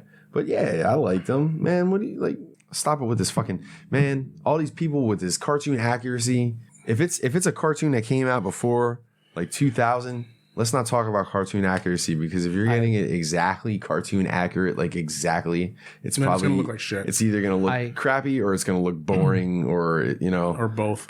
I literally went into a G.I. Joe group. Yeah. And they were talking about how they were disappointed that the characters looked the way they did, because they thought since Snake Eye looked the way he did, that they were going to have basically updated like kind of versions of the original characters, like the original Scarlet colors, original Roadblock and everything, and they didn't get it. And they were really upset. I said, you guys want, and I like posted a picture of like the original Scarlet. I'm like, you want this like kind of plain looking? They're like, yes. They're like, we want that. They're crazy. Like it's just, and then asinine. I basically said, these are the G.I. Joe G1ers. They are. They're G1ers. They are Generation 1 people who that's all they want is G1, and they don't want anything else, nothing new and updated. They just want to look just like the cartoon did. But to be fair, is this what we sound like when we're talking about Transformers? Yes. No. Yes, we do. No, it doesn't. Because G1. I'm going to tell you why. Well, the people who are G1ers sound like that because that's what it's like in politics. Like if we were left wing, those would be the left wing lunatics, or right wing and the right wing lunatics, like the extreme. Like, you know, here's what I say, man. Trump and Bernie supporters. You don't want. You don't want this. I'm kidding. No, he's not. You don't want. No, I'm a 40-something-year-old dude. We're all 40-something-year-old dudes. You don't want your fucking toys, your high-end or higher-end collectibles, right, to look like how you saw them when you were 8 years old. You want your shit to look like what your. How you would imagine your fucking 40-year-old mind would see him, a little more realistic. I would imagine. Like that's how I feel about it. Some of those 40-something-year-old people are purists, and they're like G1, get off my lawn, you crazy kid. You know. Well, you know they have a line for them. Then hopefully it's called G.I. Joe: A Real American Hero from 1983. Well, maybe they well those are the little 3. Yeah, well, that's what they want, so that's what they can have. The whole purpose 6 inches though of a 6-inch figure versus a 3 3/4-inch figure, or any upsizing of anything, I would imagine would be to pack more detail onto it because it's larger and you can put more fucking detail on a larger figure than you can on a small figure. This is like so why would you upsize? I mean, it's rhetorical here because we all agree on this matter, but why would you upsize and get the same plain ass shit that you had in that little figure? Like it doesn't make any sense. Because that's what people wanted. Hey, you know, this version is like their Bayformer horror. No, you like that. They're like video game characters. They're gold. They look like. I can understand that analogy, but you know what? I can't because they still look like them. Yeah, like if you put Scarlet and Roadblock side by side, you're like, all right, well, that's obviously who they are. Yeah, if Bumblebee still looks like G1 Bumblebee, doesn't he? No. He's yellow. Nah, that's the only thing he's got going for him. But I know if you were to put the Roadblock, the Duke, and the Scarlet figure in front of me and not tell me their names, I'd be able to tell you right away who they are. Right. The spirit of the character is there. Yeah, exactly. Especially Roadblock's gun. People didn't like his gun. It looked like a rail gun, you know? That's great because G.I. Joe always did fight with futuristic weapons. I mean, what kind of military weapons shoot red and blue lasers? Red and blue. I love that shirt, by the way. Jesus. Knowing is half the battle. It was the 50% is knowing, and then the 25 lasers. Give Roadblock a heavy weapon. Do you know what kind of damage a railgun can do? Apparently, that's a video game weapon, sir. Okay, in that scale, yeah, it's not exactly terribly realistic. I'm just reiterating. Railguns do exist. I'm regurgitating what people have said in this group. So, you know what else is surprising about that? I now see when Transformer fans act like cunts. You know what else is a video game weapon? Red and blue laser guns. He's got a point. When Transformers fans act like cunts, I understand it. Not that I condone it, but I understand it because we're so fucking spoiled. We've gotten everything we wanted. We're continuing to get everything that we wanted. We get multiple versions of. We got things we don't want. We get things we don't want. We got multiple versions of every like popular character's got 2, 3, 4 different versions of it. I mean, we've even got Beast Wars. I mean, come on. So when somebody comes out with something and we act like jerk offs, well, we already know that somebody at some point is going to come out with another one that's going to be better than that one, or at least fits our sensibilities, right? The G.I. Joe fans surprise me when they act like cunts because it's like, you know, the Eddie Murphy bit with the cracker. Oh, it's the greatest cracker I have. It's the greatest. Is it Ritz? Is that a Ritz? It's the greatest cracker. Like, you haven't had the cracker in a long time. Swallow this tripe. So, like, they're finally getting something. And they're finally getting a bone thrown to them. And then right away you're gonna shit on it, you know? Someone posted in the group, they said, how do you say it? Reading through these comments, now I see why they haven't come out with G.I. Joe characters until now. Well, that's the worry, is that everyone shits on it, and it's like, all right, well, fuck all you G.I. Joe fans. You know what though? Huh. Every one of these people, almost every one of these people that's complaining, but they're gonna buy. They're gonna buy the shit. It's just like the Modern Warfare 2 boycott. Yeah. Call of Duty Modern Warfare 2 came out, right? And they said, they announced before, prior to release, Infinity Ward announced that there were not going to be any dedicated servers for the game on PC. People lost their shit. Okay, so they said we're boycotting. They organized a boycott group on Steam and everything like that. And so, like in this group, you could see the gamer tag of the Steam user ID of everybody that was in this group and was called Modern Warfare 2 Boycott. After release, when you looked at the thing is, like, when you looked at this group, you could see the game that they're currently playing, right? Mm-hmm. After launch, when you looked at the group, 90% of them were playing Modern Warfare 2. There's a screenshot of it. Yeah. It's like Modern Warfare 2, playing Modern Warfare 2, playing Modern Warfare 2. Only like a few of them were playing something else. And see, then all those people should shut the fuck up then, right? So basically, I'm predicting that a good majority of these people bitching about these G.I. Joe figures, they already got them pre-ordered. I can imagine like they get the shit and they put it on a shelf and they walk by and they just stop in front of the shelf and they're just like, ah! And then they just walk off. Like, I can't wait to buy this shit that's gonna make me so unhappy. Yeah. You know what? I like them. I love these G.I. Joe figures. Yeah. I can't wait to get them. Yeah. I think they look great. I feel like we asked for them for so long. We're obligated to get them. But no, I like the way Scarlet looks. I think she looks good. I like the way Duke looks. I even like freaking Roblox. I like that gun. I think that gun's cool. Yeah. Somebody said that Duke looks like Michael Rappaport. Oh no! Now I gotta go look at him. I bought two snake eyes. I'm gonna keep one sealed. Oh my god, he fucking does, dude. I just had an idea pop in my head. You know how like people had like mainline Transformers for a while, and then the Masterpiece line started. Mm-hmm. What do you think they would do if they started like a Masterpiece G.I. Joe line? Like same scale, like like MP10 scale. Like what would that be? Maybe they're a little bit bigger. Maybe they're like either 8-inch or something like that, and they're like highly articulated, highly detailed, and like authentic, like to the. So you're talking version. Like from a Marvel Legends quality to like Storm Collectibles. Yeah. You know what I'd like to see though? You know what I'd like to see though? I would actually like to see them go back to 3.75 inch, but make the figures with the current quality that they can make today. But also include scale vehicles. So two things what you just said, Levy. There's a third party company that makes highly articulated 3 and 3/4 inch characters. Dakota knows the company. I just can't remember who it is. And Hasbro revealed the speeder from Empire Strikes Back, the snow speeder.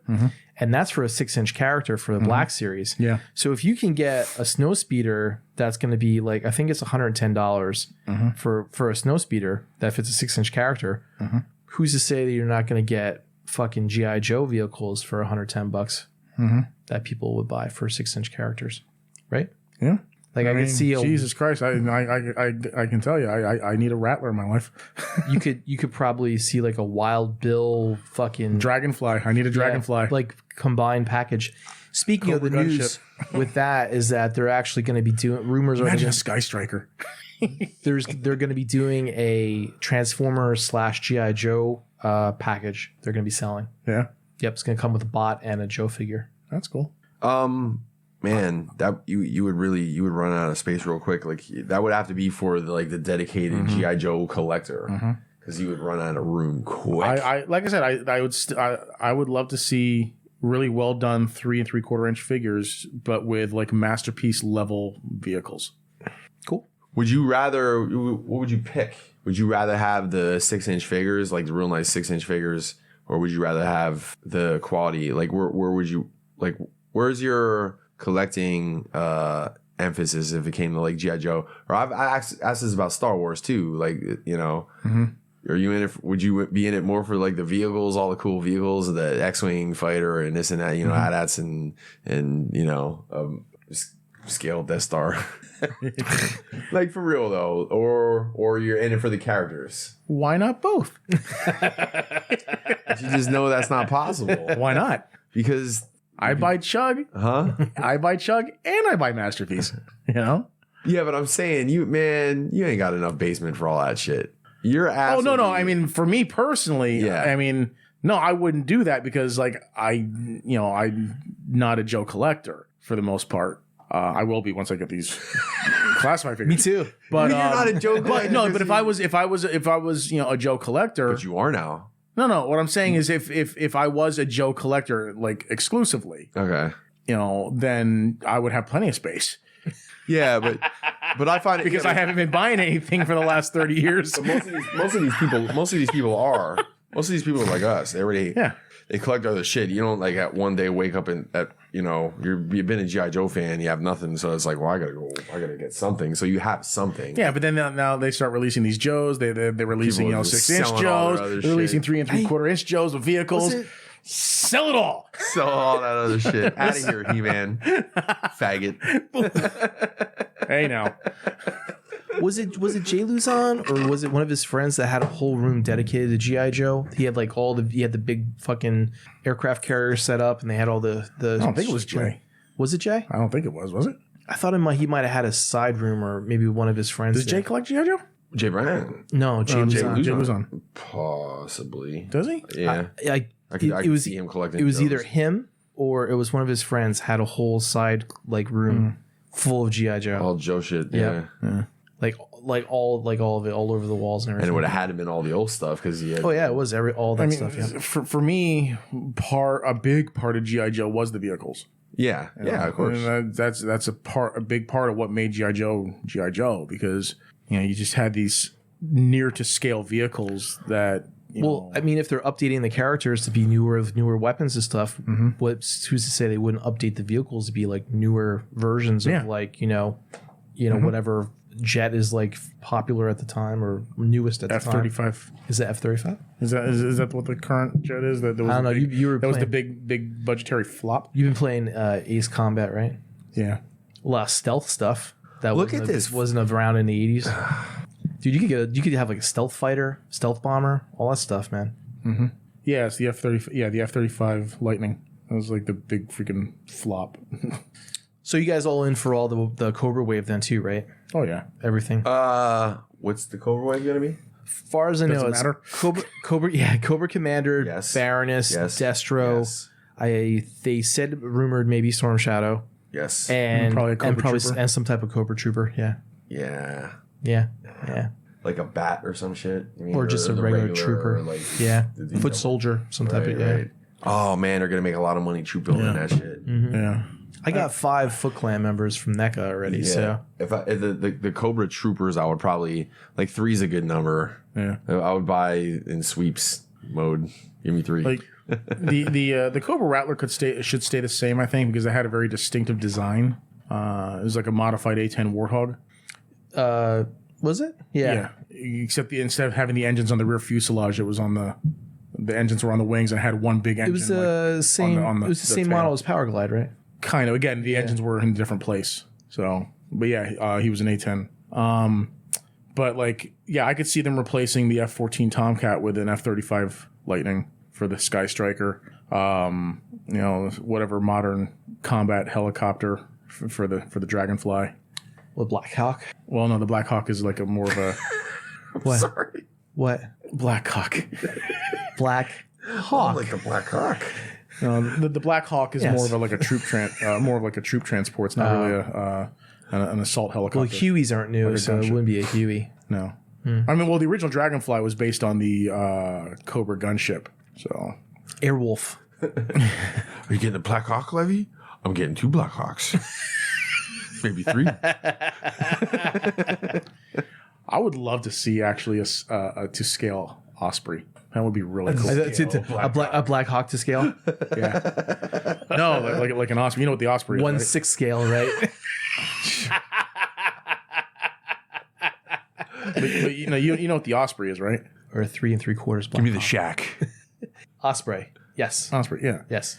You know what that plane is, right? Yes, they carried a lot of Penguin torpedoes. Maybe. But no, it had the big giant prop engines and like would. Penguin was air to water. Yeah. I'm sorry to interrupt. Did Roblox, did he have a beard? Or did he just have like a flavor saver back in the day? Man, I'm like tripped the fuck out. I have to look him up. This Roblox got a beard. I don't remember Roblox having a beard. Well, I could be crazy. I remember having some kind of facial hair. Oh, he had like the Chris Cornell, like the stash with the little like Soul flavored patch. little soul patch. Yeah. Speaking about troop I don't building, know, man. They changed his facial hair. I might be out on Roblox, man. I don't know. He's got a beard and shit. He doesn't look like The Rock.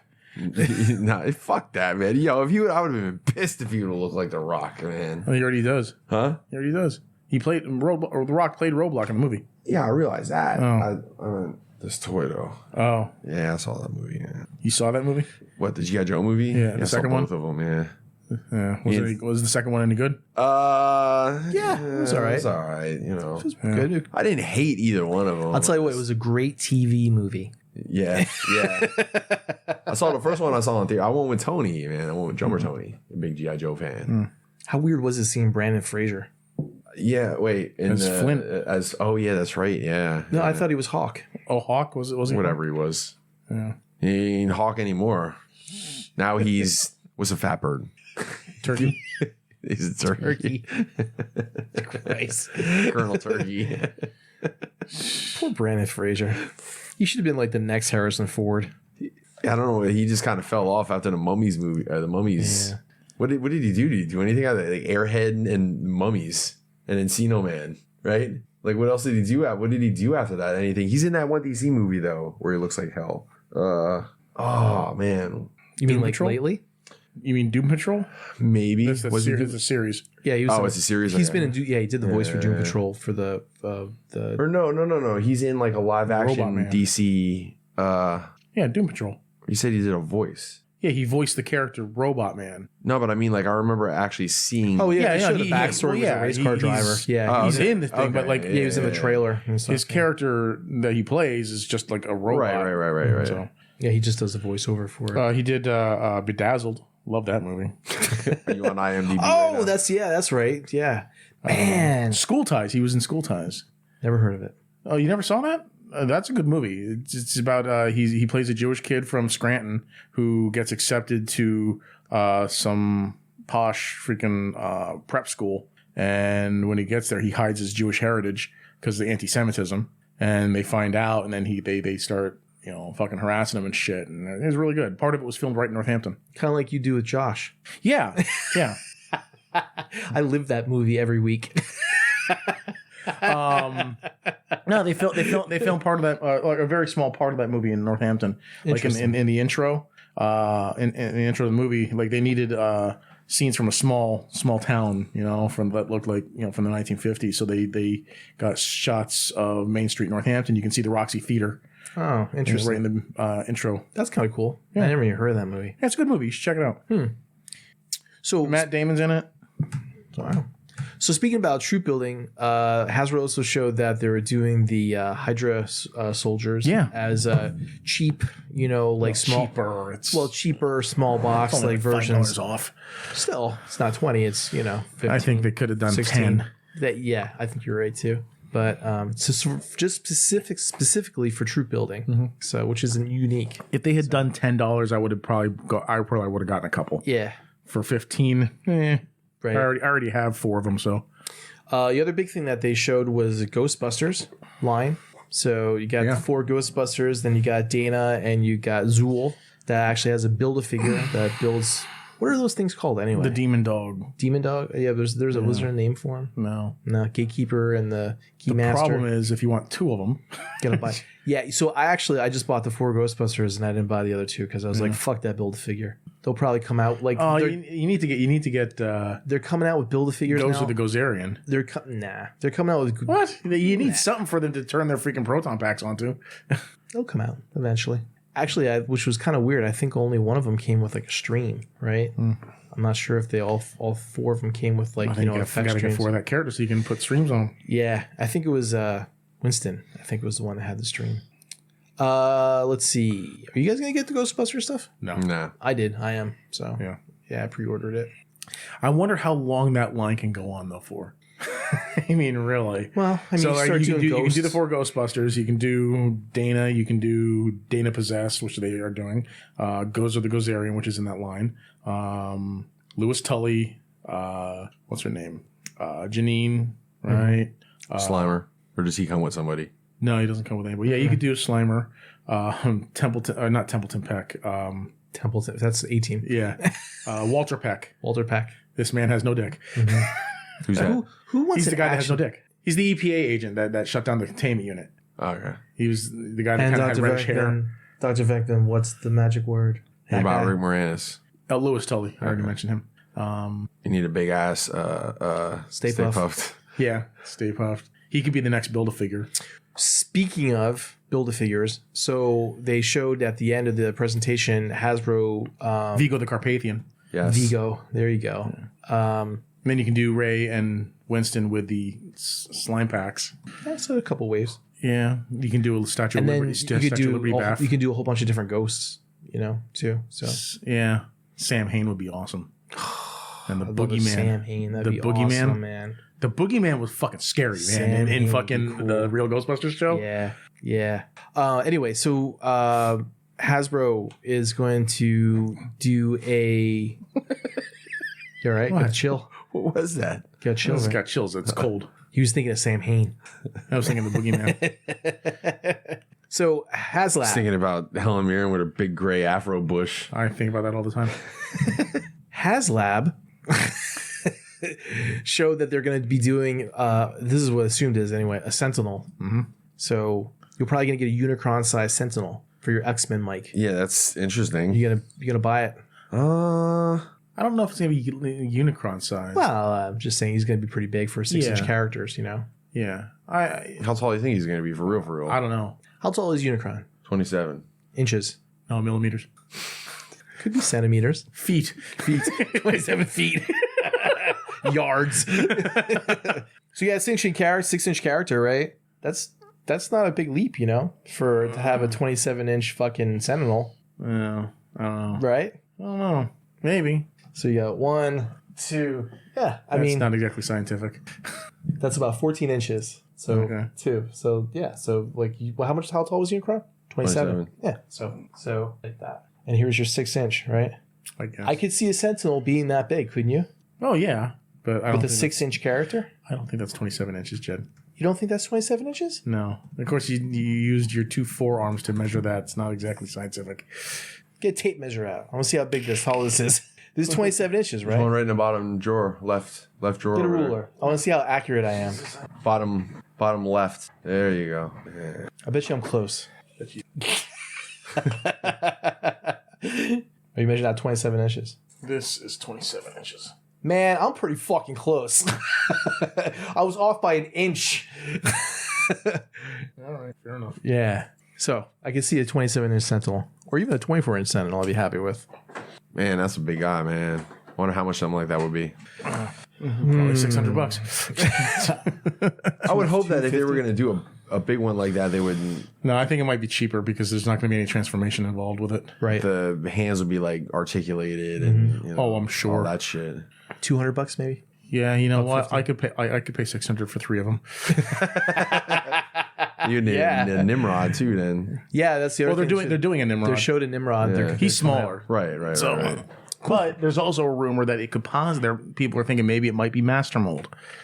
Oh, that's true. So I don't think so though. I don't think so either. I think Because the teaser that they showed, it kind of recreated the scene from the original animated series. Yep. So I'm thinking it's just going to be a run-of-the-mill Sentinel. Mm-hmm. I'm really excited to see it because, like, if it could have like articulated fingers, freaking tentacles, like retractable tentacles. Imagine retractable tentacles. Yeah. How cool that would be. LED lights and shit like that. Yeah. That'd be awesome. Yeah, like real working jet engines in the feet. What? I was like, like real mutant hunting action, where it just like walks around looking for mutants on its own. Halt, mutant. Bring that thing in and it just like wrecks all your fucking shelves, man. It just like friggin' takes out my X-Men shelf.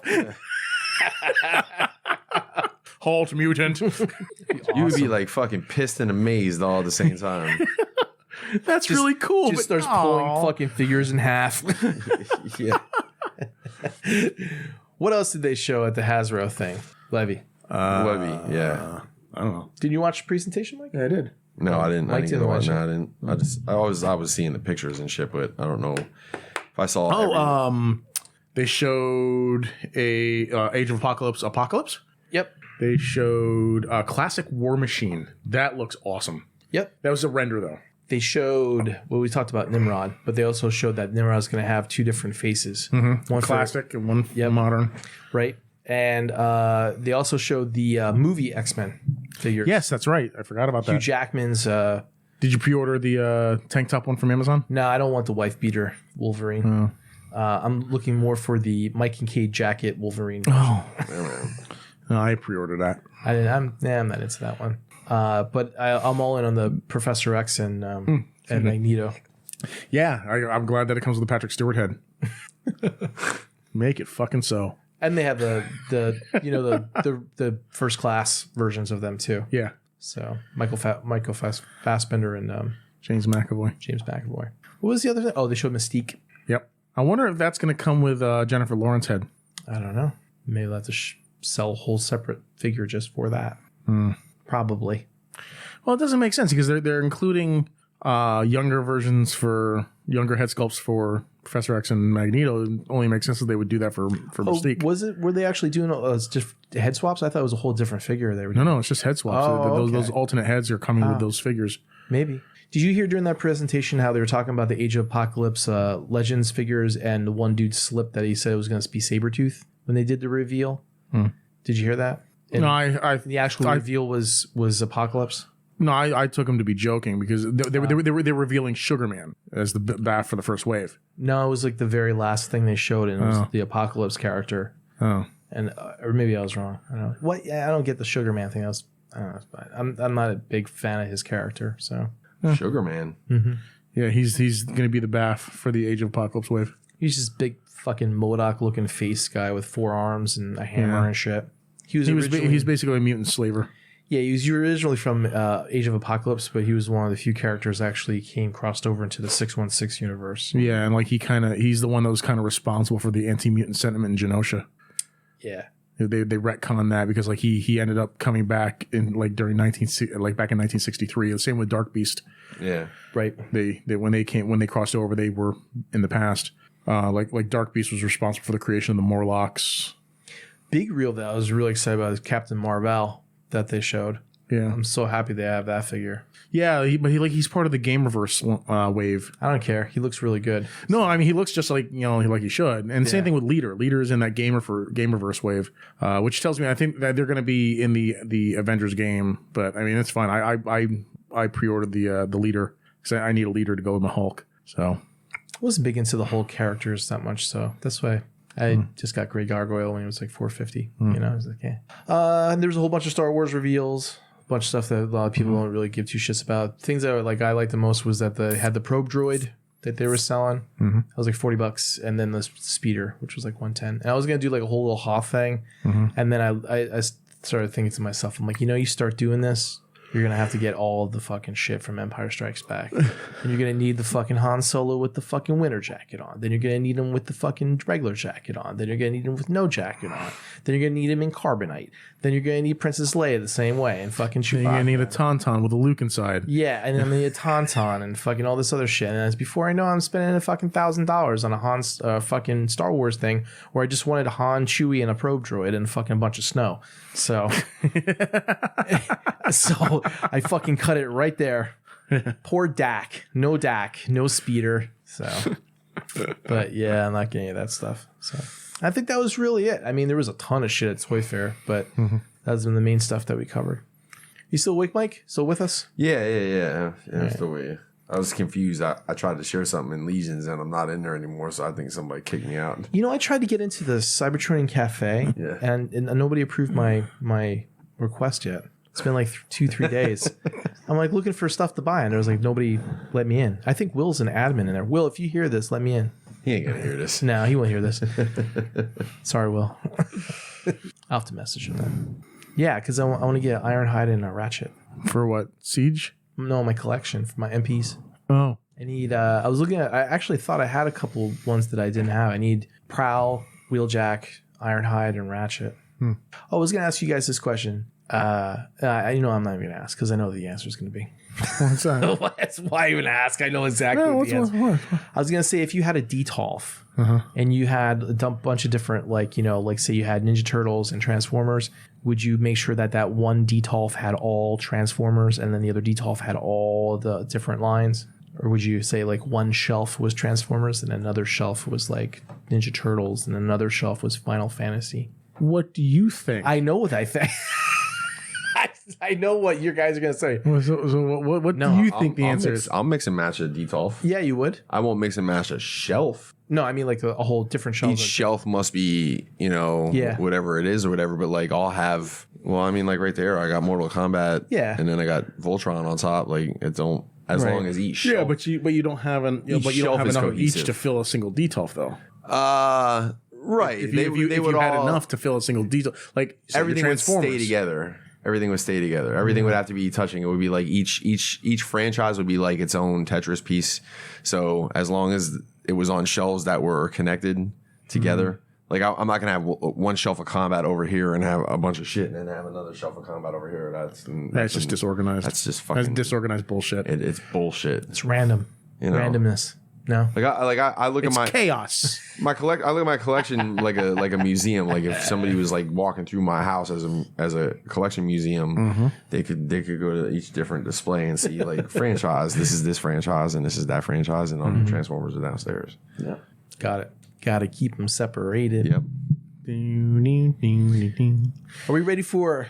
Yes. What? I don't know what Are we ready for what? The next section? What's the next one? Q&A. Cue cards. I need to get a cue card and a laser pointer. Just fucking boo. Line. Checking in first. Alan Grant. Dr. Alan Grant. G'day, mate. Oh, God. No, he didn't really say that. Wow. You racist. Wow. Racist. You racist. You're a racist. Australian hater or New Zealand hater or wherever. Australia. Yeah. Hey, hey boys. Shout out to my boy Jed. Crack open that 100-year-old whiskey. Happy birthday, young fella. And F you, John Bailey, and that Rick Ross dude, whoever he is. He's at Rick Ross. Yeah. Rick Roberts. You haven't had a flare up out of him lately. I haven't heard from Rick Roberts in years, man. Yeah. He's biding his time. He came up. He's still filling out the lawsuit. Yeah, he's still. That was the last thing, man. His whatever. It's just a ridiculous story. I hope what was the lawsuit for? The law for because we did the video. We read off. all his comments. Was it defamation? Yeah. Yeah. Good luck with that. His sister was a lawyer. Good luck with that. His lawyer would have told him, "Get the fuck out of here." Probably did, and he got served. Could you imagine going into a lawyer and being like, "Listen, man, this dude on the internet." Like that's how you're starting out your story. Yeah. This dude on the internet. Thanks for listening. Alan's been listening to us for a long time. He has. Yeah. Yes. What was his question? Any questions? No, that was it. He was just checking in. Happy birthday and fuck everybody. Oh, cool. Yeah, we like that guy. Yeah. Fuck Rick Ross. Yeah. And Rick Roberts. Huh? Rick Ross never did none. Oh, I'm just reciting, quoting what he said. And Sean Bailey. He was shooting for Rick Ross. Sean Bailey. We knew what you were talking about. Wouldn't you know there's a Sean Bailey probably listening right now? So what the fuck did I do? Related to John, aren't you? Tyler from soon to be second place Beast Wars podcast. Did he start as a father? Yeah. As a father.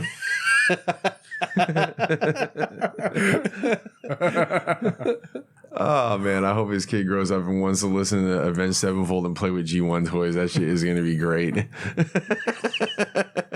Hey, Dad.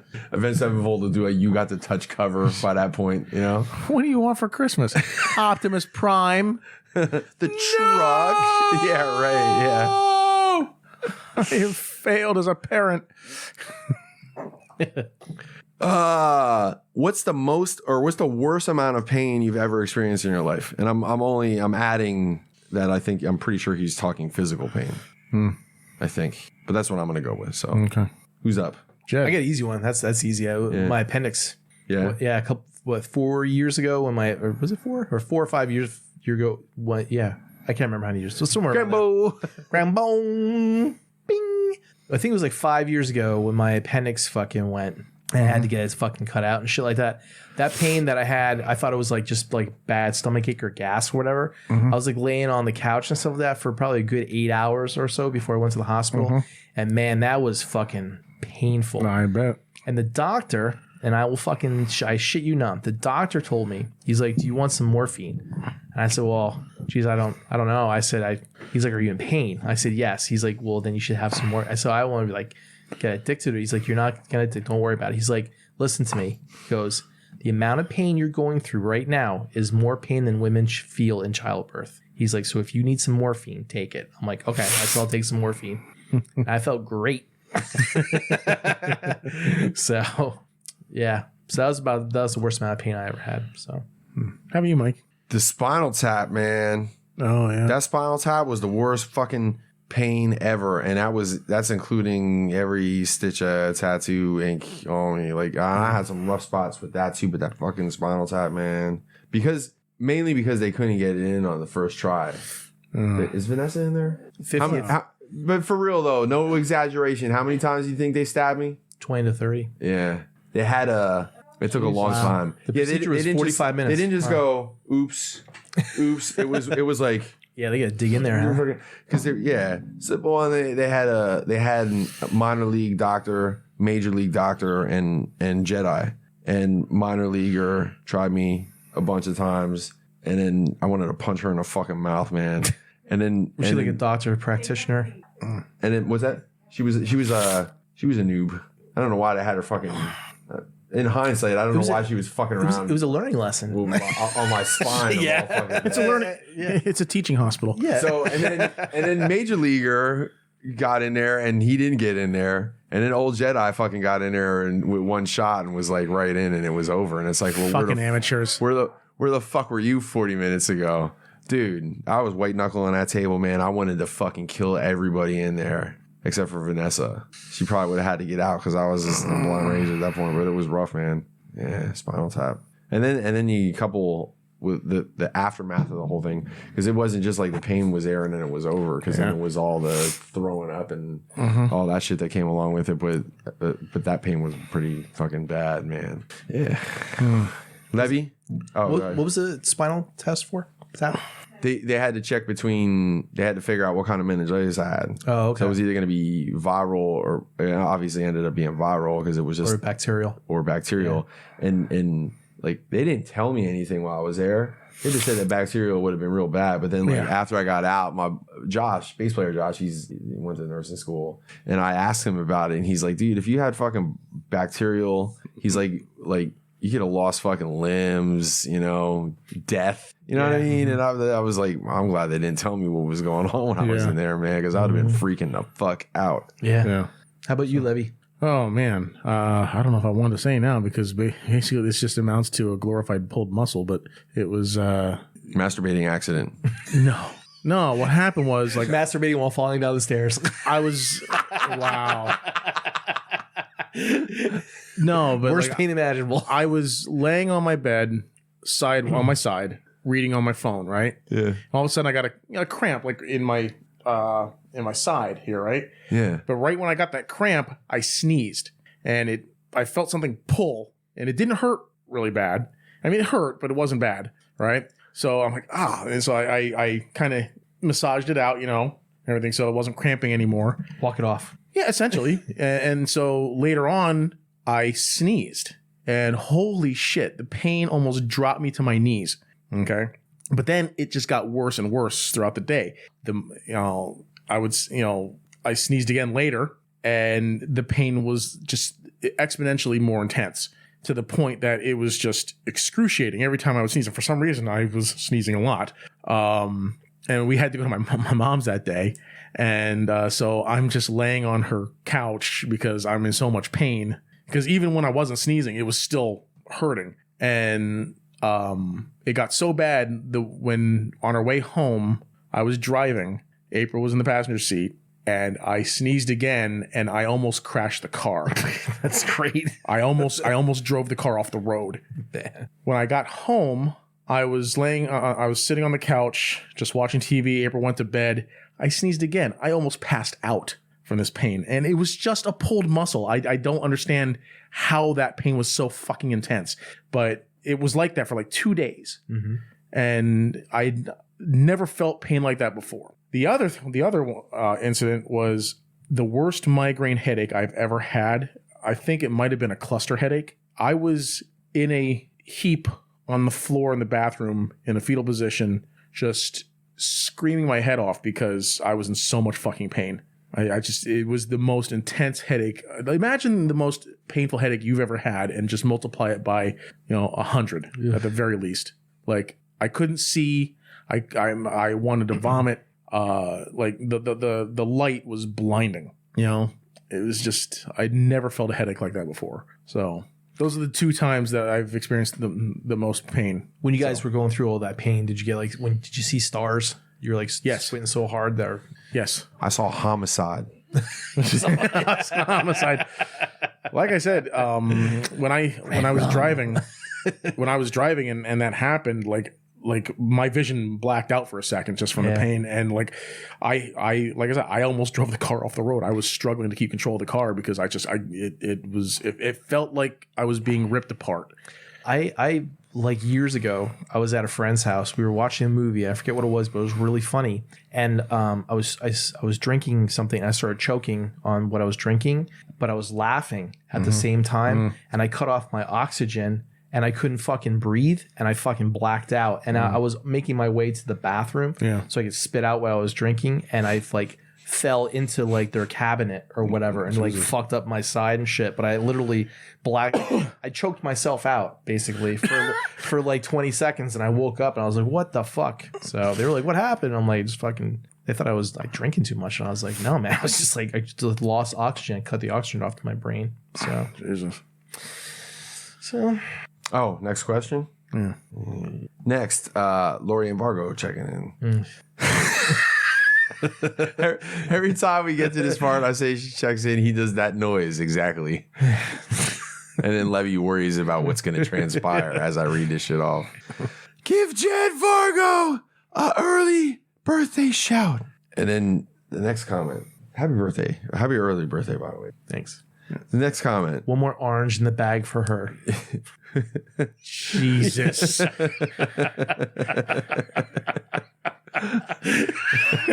my God. Certain people will get that joke, others won't. Oh my God. Next comment is from Lori and Vargo. If you're a fan of The Simpsons, you'll get that joke.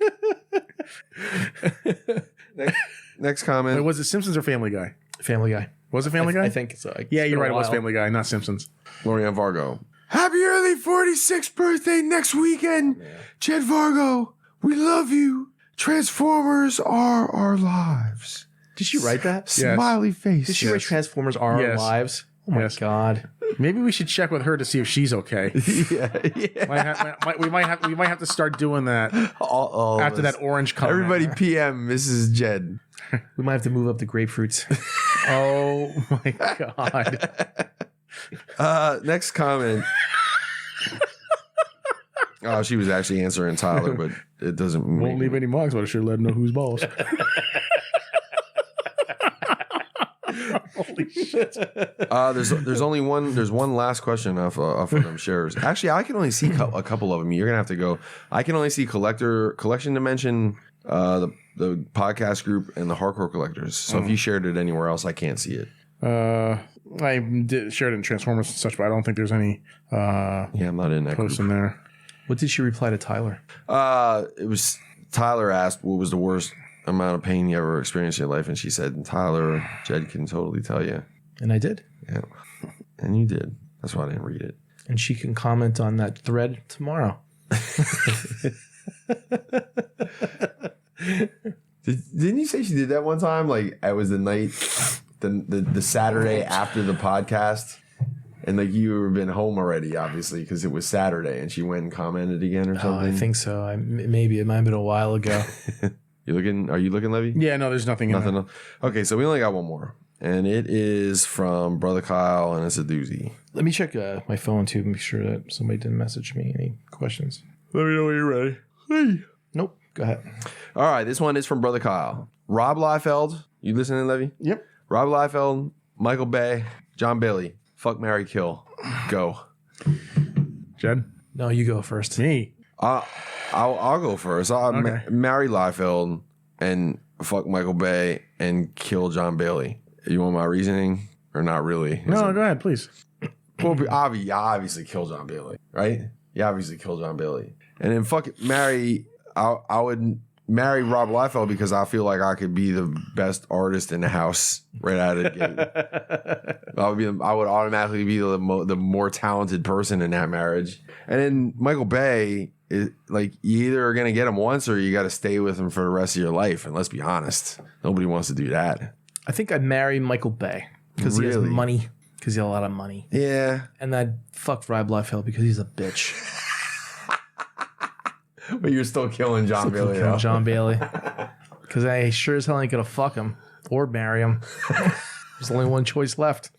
This is like, imagine Jed giving John Bailey a doggy style hate fucking with his thumb in his butt. Take that, John Bailey. Ooh. That's a pretty hard Brother picture. Kyle, this is a fucking horrible question you're asking us, man. Well, I would kill Michael Bay. Yeah, all right. Just on general principle. I would fuck Rob Liefeld because after I get done paying him, I could then kill him like the prostitute that he is. With a bat. Yeah. No, just however serial killers kill prostitutes. Oh, I was gonna say strangle them, GTA style. Strangle them, dismember them. And then so you're marrying John Bailey, and marry John Bailey, so then I can kill him and collect the insurance money. What insurance money? I'll take an insurance policy out of my spouse. Dude, could you imagine living with him? Just hearing the voices all day, dude. Every day. That's why I would get, as soon as I get the marriage license, I'd be applying for that freaking insurance policy. You would. He wouldn't make it out of the honeymoon. You probably would win. He wouldn't make it out of the honeymoon. You probably. We would go on some sort of cruise in the Caribbean, and he'd just mysteriously fall overboard. Nah, you would get off on self-defense. I think on that case. I had to kill him. He wouldn't shut up. He just wouldn't shut up, and he was just like going off, and he just wasn't paying attention. He just walked right over the railing. Walked right over the railing, fell into the ocean. He fell into the ocean. He was like, in a world where all their cars were underwater. No, it'd be like, Yep. Yeah. And then I would just, like I said, fuck Rob Liefeld, then kill him, and then hide his corpse somewhere. It rubs the lotion onto its skin, or else it gets the hose again. I'd make an artist suit out of real artists. God. You'd make a what? An artist suit out of real artists. Jesus Christ. Won't you draw me? I draw me. I draw me hard. You want to live with Rob Liefeld and kick him every once in a while so he knows what a foot looks like.